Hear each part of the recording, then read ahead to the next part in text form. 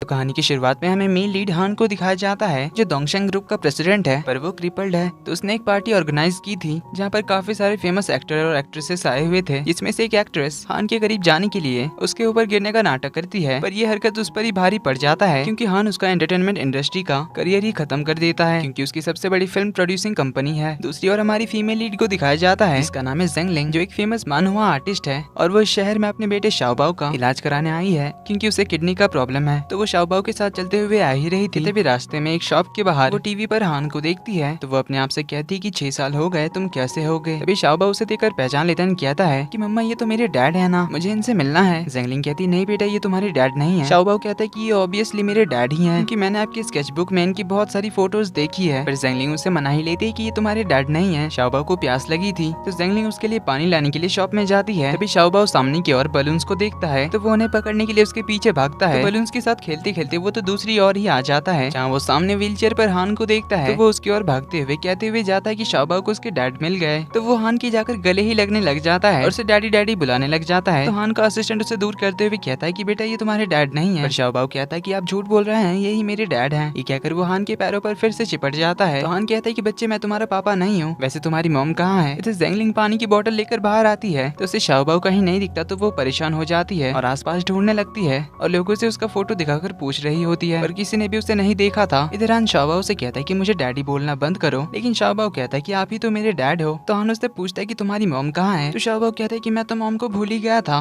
पर मैं मॉम तक पहुँचने का रास्ता भूल गया, अब मैं मॉम को कैसे ढूंढूंगा। ये सोचकर सैड होता है। तो हान अपने असिस्टेंट को शाओबाओ के साथ उसकी मॉम को ढूंढने के लिए कहता है, पर शाओबाओ कहता है कि मुझे तो अपने डैड के साथ जाना है। अब हान को एक बोर्ड मीटिंग अटेंड करने जाना था तो वो शाओबाओ से कहता है कि ठीक है मैं तुम्हें अपने साथ ले जाऊंगा, पर मेरे पैरों से तुम मत चिपटना। जो सुन शाओबाओ हैप्पी होकर हाँ कहता है और हान की कार में बैठ जाता है। वहीं ज़ेंगलिंग तो शाओबाओ को ढूंढ ही रही होती है और उसके ना मिलने पर काफी ज्यादा परेशान होती है। इधर शाओबाओ तो कार में बस हान की ओर देखकर मुस्कुरा रहा था। जो हान कहता है कि मेरी ओर क्यों देख रहे हो। शाओबाओ कहता है कि क्योंकि मेरे डैड काफी हैंडसम है। तो हान कहता है मुझे डैड बुलाना बंद करो और मेरी ओर देखना भी मत। हान शाओबाओ के बैग पर उसकी आईडी देखता है जिसमें ज़ेंगलिंग का नंबर भी था। तो वो अपने असिस्टेंट को उस नंबर पे कॉल लगाकर दोंगशेंग ग्रुप आकर शाओबाओ को ले जाने के लिए कहता है। तो असिस्टेंट ज़ेंगलिंग को कॉल करता है, उसे बताता है कि आपका बेटा अभी दोंगशेंग ग्रुप में है तो आप आकर उससे ले जाइए। दोंगशेंग ग्रुप का नाम सुनकर वो पहले तो सोचती है शाओबाओ वहाँ कैसे चला गया, पर चाहे जो भी हो वो शाओबाओ को पिक करने के लिए पहुंच जाती है कंपनी में, जहाँ रिसेप्शनिस्ट उसे बताती है कि आपका बेटा अंदर है। तो ज़ेंगलिंग शाओबाओ को लेने के लिए अंदर भागती है। उसके जाने के बाद लिन नाम की एक लड़की आती है जो हान की दोस्त है। तो रिसेप्शनिस्ट उससे भी बताती है कि प्रेसिडेंट एक बच्चे को लेकर आए थे, इसकी मॉम अभी उसे ले जाने के लिए आई है। इधर शाओबाओ तो हान को ही देखकर बस स्माइल किए जा रहा था। पूछने पर कहता है कि डैड आप तो बहुत ही हैंडसम हो। हान कहता है मुझे डैड मत बुलाओ, मुझे अंकल कहो। तो यहाँ पर ज़ेंगलिंग पहुंच जाती है तो शाओबाओ भाग कर जाकर उसे गले लगा लेता है। फिर शाओबाओ हान को दिखाते हुए कहता है कि मम्मा देखो मुझे डैड मिल गए। तो दोनों एक दूसरे को देखते हैं। हान तो उसे काफी गुस्से से देख रहा था तो वो अपने असिस्टेंट को बुलाता है और शाओबाओ को खेलने के लिए बाहर ले जाने के लिए कहता है। तो असिस्टेंट उसे ले जाता है। तो हान कहता है 6 साल हो गए तुम्हारे मुझे छोड़कर जाने का। तो ज़ेंगलिंग कहती है तुम्हारे पैर। तो हान कहता है हाँ मैं डिसेबल्ड हो चुका हूँ जैसा तुमने 6 साल पहले चाहा था। ज़ेंगलिंग कहती है पर लिन ने तो कहा था कि वो तुम्हारा इलाज करा सकती है, पर हान उसे चुप करा देता है। कहता है कि क्या तुम्हें लगता है कि मैं इतनी आसानी से भूल जाऊंगा? 6 साल पहले जब मुझे तुम्हारी सबसे ज्यादा जरूरत थी तब तुम मुझे छोड़कर गई थी। तो ज़ेंगलिंग उसके पास आकर उसे सॉरी कहती है। तो हान कहता है कि तुम्हारा ये लाचार चेहरा मुझे पसंद नहीं है। ये कहकर उसका गला पकड़ लेता है और पूछता है कि अब ये तुम्हारी बच्ची को लेकर आने का क्या मतलब है। ज़ेंगलिंग कहती है मैं बस अपने बच्चे का इलाज कराने आई हूँ, इसीलिए उसे छोड़ने के लिए कहती है। पर हान उसका गला पकड़कर अपने व्हीलचेयर पर ही बिठाता है और गुस्से से पूछता है कि आखिर इस बच्चे का फादर कौन है। ज़ेंगलिंग को काफी दर्द हो रहा था इसलिए वो उसे छोड़ने के लिए रिक्वेस्ट करती है। पर हान कहता है कि 6 साल पहले जब मुझे तुम छोड़कर गई थी तब मुझे कितना पेन हुआ होगा ये तुमने सोचा है। तो यहाँ पर 6 साल पहले का फ्लैशबैक शुरू होता है। हान और ज़ेंगलिंग बर्फीली पहाड़ी पर घूमने के लिए आए थे, पर अचानक से वेदर बहुत ही ज्यादा खराब हो गया था। पर ज़ेंगलिंग रास्ता भूल कर खो गई थी, इसलिए वो हान का नाम लेकर उसे ढूंढ रही थी। पर तभी मौसम और ज्यादा बिगड़ने लगा था, इसलिए वो एक शेड के अंदर चली गई थी। तभी शेड के मालिक ने उसे बिना देखे दरवाजा बंद कर दिया था, जिससे ज़ेंगलिंग अंदर ही फंस गई थी। इधर हान भी उसे ढूंढता हुआ उसी जगह पर आ गया था। तो ज़ेंगलिंग उसे आवाज लगाकर उसके पास बुलाती है। तो हान ताला तोड़कर उसे बाहर निकालता है। तब दोनों एक दूसरे को देखकर बहुत खुश हुए थे। तो हमें पता चलता है कि दोनों की एंगेजमेंट हो चुकी थी। अब जब यहाँ से दोनों लौट रहे थे तभी एक बोल्डर ज़ेंगलिंग के ऊपर गिरने ही वाला था, पर हान ने उसे बचा लिया था। लेकिन इसके चक्कर में बोल्डर से हान को बहुत चोट आई और इसी चोट की वजह से उसके पैर किसी काम के नहीं रहे। तो उन्हें हॉस्पिटल ले जाया गया, जहाँ ज़ेंगलिंग के होश में आने के बाद वो हान को देखने के लिए जा रही थी, मगर लिन उसे रोककर बताती है कि तुम्हें बचाने की वजह से अब हान के पैर किसी काम के नहीं रहे, जो सुन ज़ेंगलिंग को बहुत ही बुरा लगता है। अब ज़ेंगलिंग बहुत ही पुअर फैमिली से बिलोंग करती थी, इसीलिए वो लिन से रिक्वेस्ट करती है कि वो किसी तरह से हान का इलाज कराए। तो लिन उसे साइड में लाकर कहती है कि मैं हान का इलाज करवा सकती हूँ जिससे वो ठीक हो जाएगा, पर तुम्हें तो पता ही है कि मेरे डैड मेरी शादी हान से कराना चाहते थे, पर हान के साथ तुम्हारी एंगेजमेंट देखकर वो हान से बहुत ही गुस्सा है। पर एक तरीका है जिससे मैं डैड को को मना सकती हूँ जिससे वो हान के इलाज में हेल्प कर सकते हैं, पर इसके लिए तुम्हें हान की लाइफ से हमेशा के लिए जाना होगा, तभी मेरे डैड हान का इलाज कराने में हेल्प कर सकते हैं। अब हान को ठीक करने के लिए ज़ेंगलिंग मान जाती है और अगले दिन जब हान को होश आता है तभी वो हान से आकर कहती है कि मैं तुमसे ब्रेकअप करना चाहती हूँ क्योंकि अब तुम डिसेबल्ड हो चुके हो और किसी काम के नहीं रहे, इसलिए मैं पूरी जिंदगी तुम्हारी केयर करने में बर्बाद नहीं कर सकती हूँ। हान उसे कहता है कि हमने प्रॉमिस किया था कि हम दोनों हमेशा साथ रहेंगे। ज़ेंगलिंग कहती है किया था, पर अब मैं तुम्हारे साथ नहीं रहना चाहती हूँ क्योंकि तुम्हारे साथ रहकर मैं अपनी जिंदगी खराब नहीं करना चाहती। ये सब सुन हान की मॉम तो उसे बाहर निकल जाने के लिए कहती है। वहीं लेन भी आग में घी डालने का काम करते हुए कहती है कि ऐसा तुम कैसे कह सकती हो, हान तुमसे कितना प्यार करता है। पर ज़ेंगलिंग ना चाहते हुए भी कहती है कि मैं अपनी पूरी जिंदगी एक अपाहिज की केयर करने में नहीं बिता सकती हूँ। ये कहकर चली जाती है। वहीं हान उसे बहुत ही ज्यादा रिक्वेस्ट करता है कि प्लीज मुझे छोड़कर मत जाओ। वो बहुत ही ज्यादा रोता है पर ज़ेंगलिंग चली जाती है, पर बाहर आकर वो भी काफी रोती है। अब कमिंग बैक टू प्रेजेंट, लेन बाहर शाओबाओ से बात करती है, पर शाओबाओ तो उसे कह देता है कि मैं स्ट्रेंजर से बात नहीं करता। तो लिन हान से मिलने के लिए अंदर चली आती है जहाँ पर हान ने अभी भी ज़ेंगलिंग को पकड़ा हुआ था। लिन को देखकर वो ज़ेंगलिंग को नीचे गिरा देता है। वहीं लिन तो ज़ेंगलिंग को देखकर शॉक्ड होती है, तो उससे पूछती कि आखिर तुम यहाँ क्या करने आई हो, पर ज़ेंगलिंग उसे इग्नोर करके हान से उसे सॉरी कहने लग जाती है 6 साल पहले उसे छोड़कर जाने के लिए। पर तभी वहाँ पर असिस्टेंट शाओबाओ को उठाकर आता है और बताता है कि शाओबाओ अचानक से बेहोश हो गया है। तो ज़ेंगलिंग भागकर उसके पास जाती है, तो हान जल्दी से उसे हॉस्पिटल ले जाने के लिए कहता है। तो शाओबाओ को इलाज के लिए ले जाया जाता है। ज़ेंगलिंग तो बहुत ही ज्यादा परेशान होती है क्योंकि उसे शाओबाओ की तबीयत की फिक्र थी। तो हान उससे पूछता है कि मुझे तुम्हारे बेटे की बीमारी के बारे में पता नहीं था। ज़ेंगलिंग बताती है कि उसे किडनी की प्रॉब्लम है और ब्लड शुगर लेवल की भी प्रॉब्लम है। तो हान उससे फिर से पूछता है कि आखिर इसका फादर कौन है। फिर ज़ेंगलिंग कहती है कि इसे तुम्हारा कोई लेना देना नहीं है। तभी यहाँ पर लेन और हान की मॉम भी पहुंच जाती है, जो आते ही ज़ेंगलिंग को खरी खोटी सुनाने लग जाती है कि आखिर तुम कैसी बेशरम लड़की हो, मेरे बेटे को धोखा देने के बाद वापस कैसे आ सकती हो और इस बार अपने इस बेटे को भी लेकर आई हो, पता नहीं ये किसका पाप होगा। जो सुन ज़ेंगलिंग को बहुत ही गुस्सा आता है, तो वो हान की मॉम को ही सुना देती है कि अगर दोबारा से मेरे बेटे को इंसल्ट किया तो मुझसे बुरा और कोई नहीं होगा। तो लिन भी फुटेज खाने आ जाती है और कहती है कि तुम हान की मॉम से ऐसे कैसे बात कर सकती हो, अगर तुम्हें इतना ही दिक्कत है तो तुम बता क्यों नहीं देती कि ये किसका बेटा है। ज़ेंगलिंग कहती है मुझे हान की फैमिली से कोई लेना देना नहीं है, इसलिए मैं इस बारे में बताने में भी इंटरेस्टेड नहीं हूँ, और खास करके तुम जैसी लड़की को तो बिल्कुल भी नहीं। तभी यहाँ पर चीमो नाम का एक सुपरस्टार आता है जो ज़ेंगलिंग का दोस्त था। तो ज़ेंगलिंग उससे बात करने जाती है। वहीं लिन तो उसे पहचानती थी, चीमो एक बहुत ही फेमस सुपरस्टार है। तो वो फिर से हान की कान भरने लग जाती है कि ज़ेंगलिंग का जरूर उसके साथ अफेयर होगा, इसीलिए वो तो उससे मिलने के लिए आया है और वो कितने क्लोज भी हैं। पर हान उसे चुप करा देता है। तभी ज़ेंगलिंग को डॉक्टर अंदर बुलाती है जहाँ शाओबाओ को अब होश आ गया था, इसीलिए वो तो अपनी मॉम को देखकर बहुत खुश था। वहीं चीमो को देखकर वो तो और ज्यादा खुश था। शाओबाओ को इंसुलिन का इंजेक्शन दिया जाता है उसका ब्लड शुगर लेवल मेंटेन करने के लिए। अब शाओबाओ चीमो के साथ और ज्यादा टाइम स्पेंड करना चाहता था, इसलिए वो चीमो को उसके साथ रुकने के लिए कहता है। पर ज़ेंगलिंग कहती है कि भैया को अभी कुछ काम है इसलिए उन्हें जाना पड़ेगा। तो चीमो उसे कहकर जाता है कि मैं तुमसे जल्दी ही मिलने आऊंगा, तब तक तुम मम्मा का ख्याल रखना। ये कहकर वो ज़ेंगलिंग के साथ बाहर चला आता है। तो ज़ेंगलिंग चीमो को शाओबाओ के कंडीशन के बारे में सब कुछ बताती है। तो चीमो कहता है कि वो जितना भी हेल्प कर सकता है वो करेगा। वहीं वो उसे एक मीडिया हाउस का भी कॉन्टैक्ट डिटेल देता है जो ज़ेंगलिंग के नोवेल का मूवी अडेप्टेशन करना चाहते थे, जिसमें चीमो ही मेन लीड प्ले करने वाला था। तो चीमो उसे कंपनी के प्रेसिडेंट से बात करने जाने के लिए कहता है। तभी हम देखते हैं कि इन दोनों का साथ में किसी रिपोर्टर ने फोटो क्लिक कर लिया था। इधर हान ने भी चीमो के बारे में सारी डिटेल्स निकलवा ली थी, जहाँ उसे ये बात भी पता चल गई थी कि एक मीडिया हाउस ज़ेंगलिंग के नोवेल का मूवी अडेप्टेशन बनाने जा रही है, जिसमें चीमो ही लीड रोल में होगा, इसलिए हान तो इस मीडिया हाउस को ही खरीद लेता है। वहीं हम देखते हैं कि उस रिपोर्टर को लिन ने ही चीमो के साथ ज़ेंगलिंग की फोटो क्लिक करने के लिए भेजा था, तो वो उन फोटोज को कल ऑनलाइन पब्लिश कर देने के लिए कह देती है। ज़ेंगलिंग उस मीडिया हाउस के प्रेसिडेंट से बात करने के लिए पहुंचती है, पर प्रेसिडेंट के रूम में तो हान बैठा हुआ था क्योंकि उसने ये मीडिया हाउस खरीद जो लिया था। ज़ेंगलिंग के पूछने पर वो बताता है कि अब मैं इस कंपनी का मालिक हूँ। तो ज़ेंगलिंग कहती है कि ठीक है फिर मुझे कुछ भी डिस्कस नहीं करना है। तो हान उससे पूछता है कि क्या शाओबाओ तुम्हारा और चीमो का बेटा है। तो ज़ेंगलिंग कहती है कि तुम्हें इससे कोई लेना देना नहीं है। ये कहकर वो जाने लगी थी। तभी हान कहता है कि मैं तुम्हें एक और मौका दे सकता हूँ, फिर से मेरे साथ रहो। ज़ेंगलिंग कहती है कि मैंने तुम्हें पहले ही क्लियर कर दिया था कि हमारा ब्रेकअप हो चुका है, इसीलिए मेरा अब से तुमसे कोई लेना देना नहीं है, मैं बस अपने बच्चे का इलाज कराने के लिए आई हूँ। तो हान पूछता है कि वो बच्चा तुम्हारा और चीमो का है ना। ज़ेंगलिंग कहती है मैंने कहा ना इससे तुम्हारा कोई लेना देना नहीं है। हान कहता है कि उसके बारे में कुछ बुरा नहीं सुन सकती, कि उसने तुम्हें क्या बहुत ज्यादा खुश किया। मैं डिसेबल्ड हूँ इसलिए क्या तुम्हें लगा कि मैं तुम्हें खुश नहीं कर सकता या उसके साथ तुम्हें ज्यादा मजा आता है। इस ज़ेंगलिंग तो उसे थप्पड़ मार देती है और वहाँ से जाने ही लगी थी कि हान उसे फिर से पकड़कर अपने व्हील चेयर पर बिठाता है और फिर से पूछने लग जाता है कि क्या वो मुझसे इतना ज्यादा अच्छा है जो तुम उसके लिए मुझे छोड़ कर गई, तो मुझे एक बार ट्राई कर सकती हो। ये कहकर वो उसके फोर्सफुली क्लोज आने लगता है। फिर ज़ेंगलिंग उसे रोते हुए जाने देने की रिक्वेस्ट कर रही थी, इसीलिए हान उसे छोड़ देता है। अब हान तो ज़ेंगलिंग से अभी भी प्यार करता है, पर 6 साल पहले ज़ेंगलिंग के उसे छोड़ जाने पर वो बहुत ही ज्यादा हर्ट हुआ था और अब ज़ेंगलिंग को बच्चे के साथ देखकर और ज्यादा गुस्सा था। वहीं ज़ेंगलिंग भी बाहर आ जाते हैं, काफी सैड होती है। ज़ेंगलिंग भी हान से काफी प्यार करती थी, पर उसे ये बात पता थी कि अभी उनका रिलेशनशिप पहले जैसा नहीं रहेगा, इसलिए वो न्यू लाइफ शुरू करना चाहती थी। पर अनजाने में दोनों की इस मुलाकात से उनकी दूरियां बढ़ेगी या घटेगी ये तो हमें आगे कहानी में पता चली जाएगा। तो ज़ेंगलिंग बाहर आती है और अपने घर की ओर जा रही होती है। वहीं तरह में चीमो को दिखाया जाता है जिसका मैनेजर उसे बता रहा होता है कि कल तुम्हारी और ज़ेंगलिंग की फोटो किसी रिपोर्टर ने हॉस्पिटल में खींचकर पब्लिश कर दिया है, जिससे अब उसके बारे में गॉसिप शुरू हो गई है कि आखिर जेंगलिंग तुम्हारी गर्लफ्रेंड है या कौन है। पर चीमो उसे जेंगलिंग के बारे में कुछ नहीं बताता। वो परेशान होता है कि उनकी फोटोज की वजह से जेंगलिंग को कोई परेशानी तो नहीं होगी, इसीलिए उसे कॉल करता है। इसके कुछ देर बाद वो उसे पिक करने के लिए पहुंच जाता है। तो वो जेंगलिंग को भी उनके फोटोज के बारे में बताता है और ये भी कि कल से हॉस्पिटल के बाहर बहुत सारे मीडिया वाले घूम रहे हैं, इसीलिए उनसे बचकर अंदर जाना और शाओबाओ की चिंता मत करना। उसके लिए मैंने एक केयर टेकर को भेज दिया है जो शाओबाओ का ध्यान रखेगा और उसे वीआईपी वार्ड में भी शिफ्ट करा दिया है, इसलिए आप चिंता मत करना। वहीं लिन हान से मिलने आती है जहाँ उसे कहते कि क्या तुमने देखा चीमो के बारे में ट्रेंडिंग गॉसिप चल रही है, क्योंकि चीमो और जेंगलिंग की फोटो वायरल हो गई है और तभी से उन दोनों के बारे में ट्रेंडिंग न्यूज चल रही है। तो वो फिर से हान के कान भरने लग जाती है कि मुझे तो लगता है उस बेशरम जेंगलिंग ने चीमो को सेड्यूस किया होगा और वो बच्चा इन दोनों का ही होगा। जेंगलिंग को शर्म भी नहीं है कि वो चीमो के साथ अपना अफेयर चला रही है, जबकि वो चीमो से 5 साल बड़ी है। अगर ये बात बाहर आ गई कि वो शाओबाओ चीमो का नाजायज बेटा है, तब तो उस चीमो का करियर ही खत्म हो जाएगा और उन दोनों को पब्लिक बहुत ही ज्यादा क्रिटिसाइज करेगी, जिससे जेंगलिंग का भी करियर खत्म हो जाएगा। तो हान से पूछते कि तुम्हें क्या लगता है कि वो शाओबाओ उन दोनों का ही बेटा है ना। हान तो पहले से ही गुस्से में था और ये सुन और ज्यादा गुस्सा होता है। ऊपर से लिन कहती है कि अगर ये सब सच हुआ तब हमारी कंपनी को तो बहुत नुकसान होगा, क्योंकि हमारा अगला प्रोजेक्ट तो चीमो के साथ ही है और ये मूवी तो जेंगलिंग के ही नोवेल का एडेप्टेशन होने वाली है। ये सब सुन हान कहता है कि अगर दोनों में सच में कोई रिश्ता है तो उन दोनों को खुद ही भुगतना पड़ेगा। चीमो जेंगलिंग को उसके घर तक ड्रॉप करने आता है जहाँ उसने एक छोटा सा अपार्टमेंट रेंट पे लिया था। जो देख चीमो कहता है कि क्या आप यहाँ पर रहने वाली हो, मैंने एक अच्छा घर देखा है आप दोनों के रहने के लिए, तो आप वहाँ चल सकती हैं। इस पर जेंगलिंग कहती है कि अब तुम बड़े सुपरस्टार हो गए हो तो क्या अब तुम्हें ये छोटे घर पसंद नहीं है। चीमो कहता है ऐसी बात नहीं है दीदी, मैं बस चाहता था कि हम सब मेरी ग्रैंडमा से मिलने जाएं। जो सुन जेंगलिंग कहती है कि काफी सालों बाद तुमने मुझे दीदी कहकर बुलाया, जिससे फ्लैशबैक शुरू होता है 6 साल पहले का, जब जेंगलिंग हान से ब्रेकअप करके बहुत ज्यादा दुखी होकर रास्ते में खड़ी थी। तभी उससे कुछ लड़के टकराए थे, जिससे जेंगलिंग के हाथ से एक नेकलेस गिर गया था। वहीं आगे चीमो को कुछ लड़के मिलकर मार रहे थे, जो कि तब बस 17 साल का था। तो ये देखकर जेंगलिंग अपना फोन निकालती है और उन बदमाश लड़कों से कहती कि मैंने पुलिस को फोन कर दिया है और तुम्हारी मार पिटाई का वीडियो भी बना लिया है। ये सुन वो लड़के भाग जाते हैं। तो जेंगलिंग चीमो को उठाने के लिए आती है, जिसके बाद वो अपना नेकलेस ढूंढने लग जाती है, लेकिन तभी वो अचानक से बेहोश हो जाती है। ये देखकर चीमो उसे जल्दी से हॉस्पिटल में एडमिट कराता है। यहाँ जेंगलिंग के होश में आने पर उसे पता चलता है कि वो तो प्रेग्नेंट है। जो सुन वो काफी परेशान होती है कि वो अब अकेले क्या करेगी, क्योंकि ये हान का ही बेटा था, इसलिए वो सोच में होती है कि वो हान को बताए या नहीं।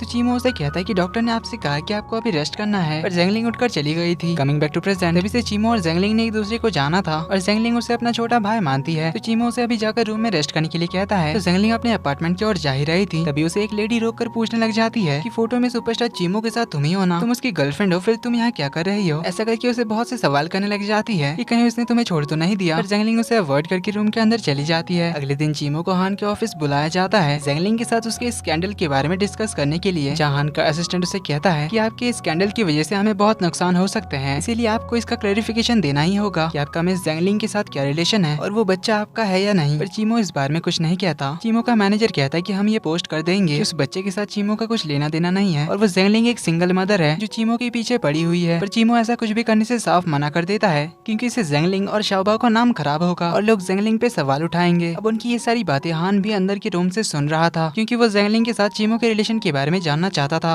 अब जेंगलिंग इस मूवी की स्क्रीन राइटर थी, इसीलिए चीमो उसे भी इस मूवी के अनाउंसमेंट प्रेस कॉन्फ्रेंस में ले जाना चाहता था, ताकि लोगों को ये बता सके कि दोनों बस मूवी के बारे में डिस्कशन करने के लिए मिले थे। इसीलिए वो जेंगलिंग को तैयार होने के लिए कहता है। तभी उसका मैनेजर आकर इसके लिए मना करता है, क्योंकि इससे पब्लिक में उन दोनों के बारे में और ज्यादा बातें फैल जाएगी। लेकिन चीमो कहता है कि ऐसा कुछ नहीं होगा, इसीलिए वो जेंगलिंग के साथ प्रेस कॉन्फ्रेंस में आ जाता है और उसके आते ही प्रेस वालों के सवाल शुरू हो जाता है कि उन दोनों का क्या रिलेशन है, फोटो में उन दोनों के साथ होने का क्या मतलब है, दोनों हॉस्पिटल में क्यों मिले थे। इवन उन्होंने ये तक पता कर लिया था कि जेंगलिंग का एक बेटा भी है। इसीलिए अब शाओबाओ को लेकर सवाल शुरू हो जाते हैं, शाओबाओ के साथ आपका रिलेशन क्या है या शाओबाओ किसका बेटा है। अब इतने सवाल सुन जेंगलिंग तो कुछ कह ही नहीं पा रही थी। अब चीमो जेंगलिंग की बदनामी नहीं होने दे सकता था, इसीलिए वो कुछ अनाउंस करने ही जा रहा था कि तभी हान वहाँ पर पहुँच जाता है और बताता है कि ये हमारी मूवी का प्रेस कॉन्फ्रेंस है, यहाँ पर फालतू के रूमर्स के बारे में कोई डिस्कशन नहीं होगी। चीमो और मिस जेंगलिंग बस काम के सिलसिले में मिले थे, इससे ज्यादा और कुछ बात नहीं है। और अगर आप में से किसी ने इन दोनों के बारे में कोई भी गॉसिप बनाया या फिर कोई रूमर फैलाने की कोशिश भी की तो उन सब के खिलाफ लीगल एक्शन लिया जाएगा। इसलिए चुपचाप जिस काम के लिए आपको बुलाया गया है उसी से रिलेटेड क्वेश्चन कीजिए। अब ये सुनकर मीडिया वाले तो चुप हो जाते हैं। तो प्रेस कॉन्फ्रेंस के बाद जेंगलिंग हान का शुक्रिया अदा करने आती है बाहर सिचुएशन संभालने के लिए। तभी चीमो भी वहाँ पर आता है, कहता है कि मेरी भी तरफ से शुक्रिया। हान कहता है कि अगर सिचुएशन संभाल नहीं सकते तो पहले से तैयार होकर आना चाहिए था, और वैसे भी इससे मूवी को फायदा ही होगा। पिछले कुछ दिनों से तुम दोनों के बारे में जो रूमर्स फैल रहे थे वो सब ट्रेंडिंग चल रहे थे, जिससे हमारी इस मूवी का फ्री में पब्लिसिटी भी हो गया। और बस मुझे इसी से मतलब है मेरी फिल्म को फायदा हो, जो इस फ्री पब्लिसिटी से हो रहा है, इसलिए थैंक यू की जरूरत नहीं है। पर फिर भी अगर तुम्हें मुझे थैंक यू कहना ही है तो उसके बदले मुझे मेरी कार तक ले चलो। तो जेंगलिंग उसकी व्हील चेयर धक्का मार के कार तक ले जाती है। वहीं चीमो को उसका मैनेजर कुछ दिनों तक जेंगलिंग से उसे मिलने से मना करता है। इधर लिन हॉस्पिटल पहुंच गई थी। शाओबाओ से उसके डैड के बारे में पता करने के लिए, पर शाओबाओ तो उससे बात ही नहीं करना चाहता था क्योंकि वो तो उसके लिए स्ट्रेंजर थी। पर लिन कहती क्या तुम्हें मैं याद नहीं, हम अंकल हान के ऑफिस में मिले थे। तो शाओबाओ कहता है कि वो अंकल नहीं है, वो तो मेरे हैंडसम डैड हैं। जो सुन लिन को तो गुस्सा आता है, तो वो शाओबाओ को हाथ पकड़ कर कहती है कि हान मेरा फियांसे है, कोई तुम्हारा डैडी नहीं है। जो सुन शाओबाओ तो उससे पीछे धक्का मार देता है, लेकिन तभी यहाँ पर ज़ेंगलिंग भी पहुंच जाती है। तो शाओबाओ उसे कहता है कि मुझे ये बुरी आंटी बिल्कुल भी पसंद नहीं है। तो ज़ेंगलिंग उसे शांत कराती है। तभी एक और छोटी बच्ची आती है जो शाओबाओ को उसके साथ खेलने के लिए बाहर बुलाती है। तो उसके जाने के बाद लिन कहने लग जाती है कि ये वीआईपी वार्ड केयर टेकर क्या इन सब का इंतजाम हान ने किया है या फिर उस चीमो ने। ज़ेंगलिंग कहती है इससे तुम्हारा कोई मतलब नहीं है। तो लिन कहती है कि फिर तुम यहाँ क्यों आई हो? 6 साल पहले तुमने मुझसे प्रॉमिस किया था कि तुम कभी वापस नहीं आओगी। ज़ेंगलिंग कहती है 6 साल पहले तुमने भी मुझसे कुछ प्रॉमिस किया था, क्या तुम्हें याद नहीं कि तुमने कहा था कि तुम हान का इलाज करवाओगी, फिर वो अभी व्हील चेयर में क्यों है? तो अब लिन ज़ेंगलिंग को धमकाने के लिए शाओबाओ के साथ उसका फोटो उठाकर कहती है वैसे तुम्हारा बेटा है तो क्यूट, पर आखिर इसका बाप कौन है उस बारे में वो तो खुद ही नहीं जानता होगा, पर अगर कल इससे कुछ हो गया तो फिर तुम क्या करोगी? अगर वो उस फोटो को तोड़ देती है। ज़ेंगलिंग कहती है मैं बस अपने बच्चे का इलाज कराने के लिए आई हूँ, हान से मिलना बस एक कोइंसिडेंस था। तो लिन कहती है इलाज कराने के बाद जल्दी से निकल जाना, वरना इस बार तुम्हारे साथ तुम्हारे बच्चे के लिए भी अच्छा नहीं होगा। जो सुन ज़ेंगलिंग तो कांच के फोटो फ्रेम का टुकड़ा उठाती है, लिन के गर्दन पर रखकर कहती है कि मेरे बेटे को हर्ट करने के बारे में सोचना भी मत, वरना मैं अब पहले की तरह कमजोर नहीं हूँ, तुम्हारे साथ भी मैं कुछ भी कर सकती हूँ। और तुम क्या चाहती थी ये तो मुझे 6 साल पहले ही समझ आ गया था, क्योंकि उस दिन तुम्ही ने मुझे बर्फीली पहाड़ी जाने के लिए कहा था, मुझे ये बताकर कि हान ने मुझे वहाँ पर बुलाया है, पर वहाँ पर तो कोई नहीं था और तुम्ही ने मुझे उस शेड में भी लॉक करवाया था मुझे मारने के लिए ना। अगर मैंने हान को इस बारे में बता दिया तो वो तुम्हारे साथ क्या करेगा ये तुमने सोचा है? लिन कहती मैं बचपन से हान के साथ हूँ, क्या तुम्हें लगता है कि वो तुम्हारी बात पर भरोसा करेगा? भरोसा करेगा या नहीं ये तो मुझे नहीं पता, पर मैं बस अपने बच्चे का इलाज कराने के लिए आई हूँ। अगर तुमने दोबारा हमारी लाइफ में कोई इंटरफेयर किया तो तुम्हारे लिए अच्छा नहीं होगा। एंड डोंट वरी, तब तक मैं हान को कुछ भी नहीं बताऊंगी तुमने जो कुछ भी मेरे साथ किया उस बारे में। क्या कर वो लिन को निकल जाने के लिए कहती है। लिन के जाने के बाद ज़ेंगलिंग शाओबाओ को ढूंढने के लिए बाहर आती है, लेकिन बाहर उससे वो लड़की अकेली मिलती है, जिससे पूछने पर वो बताती है कि शाओबाओ नीचे है। तो ज़ेंगलिंग नीचे देखती है जहाँ शाओबाओ तो हान के साथ खेल रहा था, जहाँ पर शाओबाओ हान से कहता है कि कल मुझे हॉस्पिटल से डिस्चार्ज मिलने वाला है, इसीलिए क्या आप कल मुझे पिक करने के लिए आ सकते हैं? हान कुछ कहता उससे पहले ज़ेंगलिंग आ जाती है, तो शाओबाओ उसके पास चला आता है। तभी हान भी उनकी ओर आता है। जब वो ज़ेंगलिंग के पास होता है तभी शाओबाओ कहता है कि मम्मी क्या आपको लिफ्ट चाहिए? क्या कर वो ज़ेंगलिंग को पीछे धक्का देता है, जिससे वो हान की गोदी में जाकर बैठ जाती है। तो हान भी उसे होल्ड करता है। तो शाओबाओ कहता है कि हान अंकल चलिए। तो हान अपना ऑटोमेटिक व्हील चेयर चालू करता है। शाओबाओ तो बहुत खुश होकर उनके चारों ओर घूम रहा था, जिसे देख हान भी स्माइल कर रहा था, और हान को स्माइल करता देख ज़ेंगलिंग भी बहुत खुश होती है। इधर लिन ने जिस बंदे से चीमो और ज़ेंगलिंग की फोटोज खिंचवाई थी, वो बंदा तो अब लिन को ही ब्लैकमेल करने लग गया था। इवन वो तो लिन को हैरेस भी कर रहा था, पर लिन तो किसी भी कीमत पे ज़ेंगलिंग को हान की लाइफ से भगाना चाहती थी, इसीलिए वो उस बंदे को पैसे देकर ज़ेंगलिंग को उसके रेंट वाले अपार्टमेंट से निकालने के लिए कहती है। तो वो बंदा कहता है कि इस बार तो काम हो जाएगा, पर इतने कम पैसों में आगे से काम नहीं होगा। अगले दिन शाओबाओ को हॉस्पिटल से डिस्चार्ज मिल जाता है, इसीलिए ज़ेंगलिंग उसके सामान वगैरह पैक कर रही होती है। पर शाओबाओ तो अंकल हान के आने का वेट कर रहा था, जिस पर ज़ेंगलिंग उसे कहती कि अंकल हान तुम्हारे डैड नहीं है, इसीलिए हमें किसी और को परेशान नहीं करना चाहिए ना। तो शाओबाओ कहता है कि ठीक है मॉम। जिसके बाद ज़ेंगलिंग शाओबाओ को घर ले आती है, मगर घर के ओनर ने तो उनका सारा सामान बाहर फेंकवा दिया था, जिसका बहाना देते हुए वो दोनों कह रहे थे कि तुम्हारी बेटी को कोई बीमारी है जो हमें भी हो जाएगी, इसीलिए तुम अपने गंदे बच्चे को लेकर यहाँ से निकल जाओ। ज़ेंगलिंग कहती है कि हमने तो रेंटल कॉन्ट्रैक्ट साइन किया है, जिस पर लैंडलेडी कहती है कि ये मेरा घर है, इसीलिए मेरा फैसला होगा कि तुम्हें रखना है या नहीं, इसलिए जल्दी से निकल जाओ वरना मैं तुम्हारा सारा सामान जला दूंगा। जो सुन ज़ेंगलिंग तो उसके हाथ से लाइटर ले लेती है और कहती कि देखती हूँ कैसे जलाते हो, मैं खुद ही जला देती हूँ, तुम्हारा घर भी साथ में जल जाएगा। तो मकान मालिक उन्हें धक्का देने आता है, तभी हान का असिस्टेंट आकर उसे ही धक्का मार देता है। इसके बाद वहाँ पर हान भी आ जाता है, तो असिस्टेंट मकान मालिक को उसके पैर पर गिरा देता है। तो हान उसे चाकू दिखाकर डराने लग जाता है, जिसे ज़ेंगलिंग रोकती है और कहती कि हमें भी आप जैसे बदतमीज लोगों के घर में नहीं रहना है। वो अपना सामान उठाकर बाहर चली आती है, तो मकान मालिक उनके पीछे आता है, जिसे उसकी वाइफ रोक लेती है और कहती कि जाने दो ना, हमें तो हमारा पैसा मिल गया, इन्हें फाइनली निकाल ही दिया। अब ये बात हान सुन लेता है, तो वो असिस्टेंट को इस बारे में पता लगाने के लिए कहता है, जिसके बाद असिस्टेंट शाओबाओ को लेकर कार लाने के लिए जाता है। तो ज़ेंगलिंग हान को थैंक यू कहती है उसकी हेल्प करने के लिए। हान कहता है कोई बात नहीं, अगर वो चीमो अपने बच्चे को बचाने नहीं आ सकता तो मुझे ही आना पड़ेगा ना। इस पर ज़ेंगलिंग कहती है कि चीमो शाओबाओ का डैड नहीं है। तो हान पूछता है फिर शाओबाओ का डैड कौन है, जिससे अपने बेटी की फिक्र नहीं है। अब इस बात को लेकर फिर से इन दोनों में थोड़ी बहस हो जाती है। तभी असिस्टेंट कार लेकर आता है, तो ज़ेंगलिंग शाओबाओ से कहती कि हम दूसरों के कार में नहीं जाएंगे, मम्मा आपको नए घर में ले जाएगी। लेकिन शाओबाओ कहता है कि बाहर बहुत ठंडी है, आप भी कार के अंदर आ जाइए, हम दोनों हान अंकल के साथ चले जाएंगे। अब शाओबाओ के बार बार जिद करने पर हान भी उसे कार में बैठने के लिए कहता है, तो तीनों बैठ जाते हैं। शाओबाओ उन दोनों का हाथ पकड़ के हान के कंधे पर ही सर रखकर सो जाता है। तो हान ज़ेंगलिंग से पूछता है कि आगे वो क्या करेगी। ज़ेंगलिंग कहती है वो किसी होटल में चली जाएगी। इस पर हान कहता है कि अभी इंटरनेशनल फेयर चल रहा है, इसलिए अभी होटल्स नहीं मिलेंगे। ज़ेंगलिंग कहती है छोटे मोटे होटल्स तो मिल ही जाएंगे। तो हान कहता है कि शाओबाओ अभी हॉस्पिटल से आया है, क्या वो जगह इसकी हेल्थ के लिए सही होगा, इसलिए मेरा एक अपार्टमेंट खाली है, तो तुम दोनों वहाँ पर रह सकते हो। ज़ेंगलिंग मना कर रही थी, तो हान कहता है कि कम से कम शाओबाओ के बारे में सोचो, इसलिए ज़ेंगलिंग मान जाती है। तभी शाओबाओ नींद में कहने लग जाता है कि मुझे मेरे हैंडसम डैड मिल गए है। जेसन दोनों थोड़ा ब्लश करते हैं। थोड़ी देर में जेंगलिंग भी सो जाती है तो हान उन दोनों को ही देखने लग जाता है। अगले सीन में अपार्टमेंट पहुंच जाते हैं जहाँ शाओबाओ तो ये घर देखकर बहुत ज्यादा खुश होता है और जिद करने लग जाता है कि मुझे तो हान अंकल और मम्मा के साथ सोना है। अब हान तो इसके लिए तैयार था और शाओबाओ की बार बार जिद करने पर जेंगलिंग भी मान जाती है, मगर वो शाओबाओ को स्ट्रिक्टली समझाती है कि अंकल हान सिर्फ आज रात के लिए हमारे साथ सोएंगे। इधर हान अकेले व्हीलचेयर से उठकर बेड पे आने का ट्राई करता है जिसमें वो सक्सेसफुल हो जाता है। फिर वो असिस्टेंट को जाने के लिए कह देता है। असिस्टेंट बाहर आकर जेंगलिंग से कहता है कि मिस्टर हान का ध्यान रखिएगा और उन्हें मेडिसिन टाइम पर दे देना। ये कहकर वो चला जाता है। हान तो काफी नर्वस हो रहा था जेंगलिंग के साथ सोने के बारे में सोचकर, लेकिन तभी शाओबाओ चिल्लाते हुए उसके पास आ जाता है। फिर जेंगलिंग उसे मेडिसिन देने के बाद सोने के लिए आ जाती है जहाँ शाओबाओ को वो लोरी सुनाने लग जाती है, पर शाओबाओ तो हान को पकड़कर सो जाता है। फिर दोनों एक दूसरे को देखते हैं। जेंगलिंग तो दूसरी ओर फेस करके सो जाती है, पर साइड में हान के होने की वजह से उसे तो नींद ही नहीं आ रही थी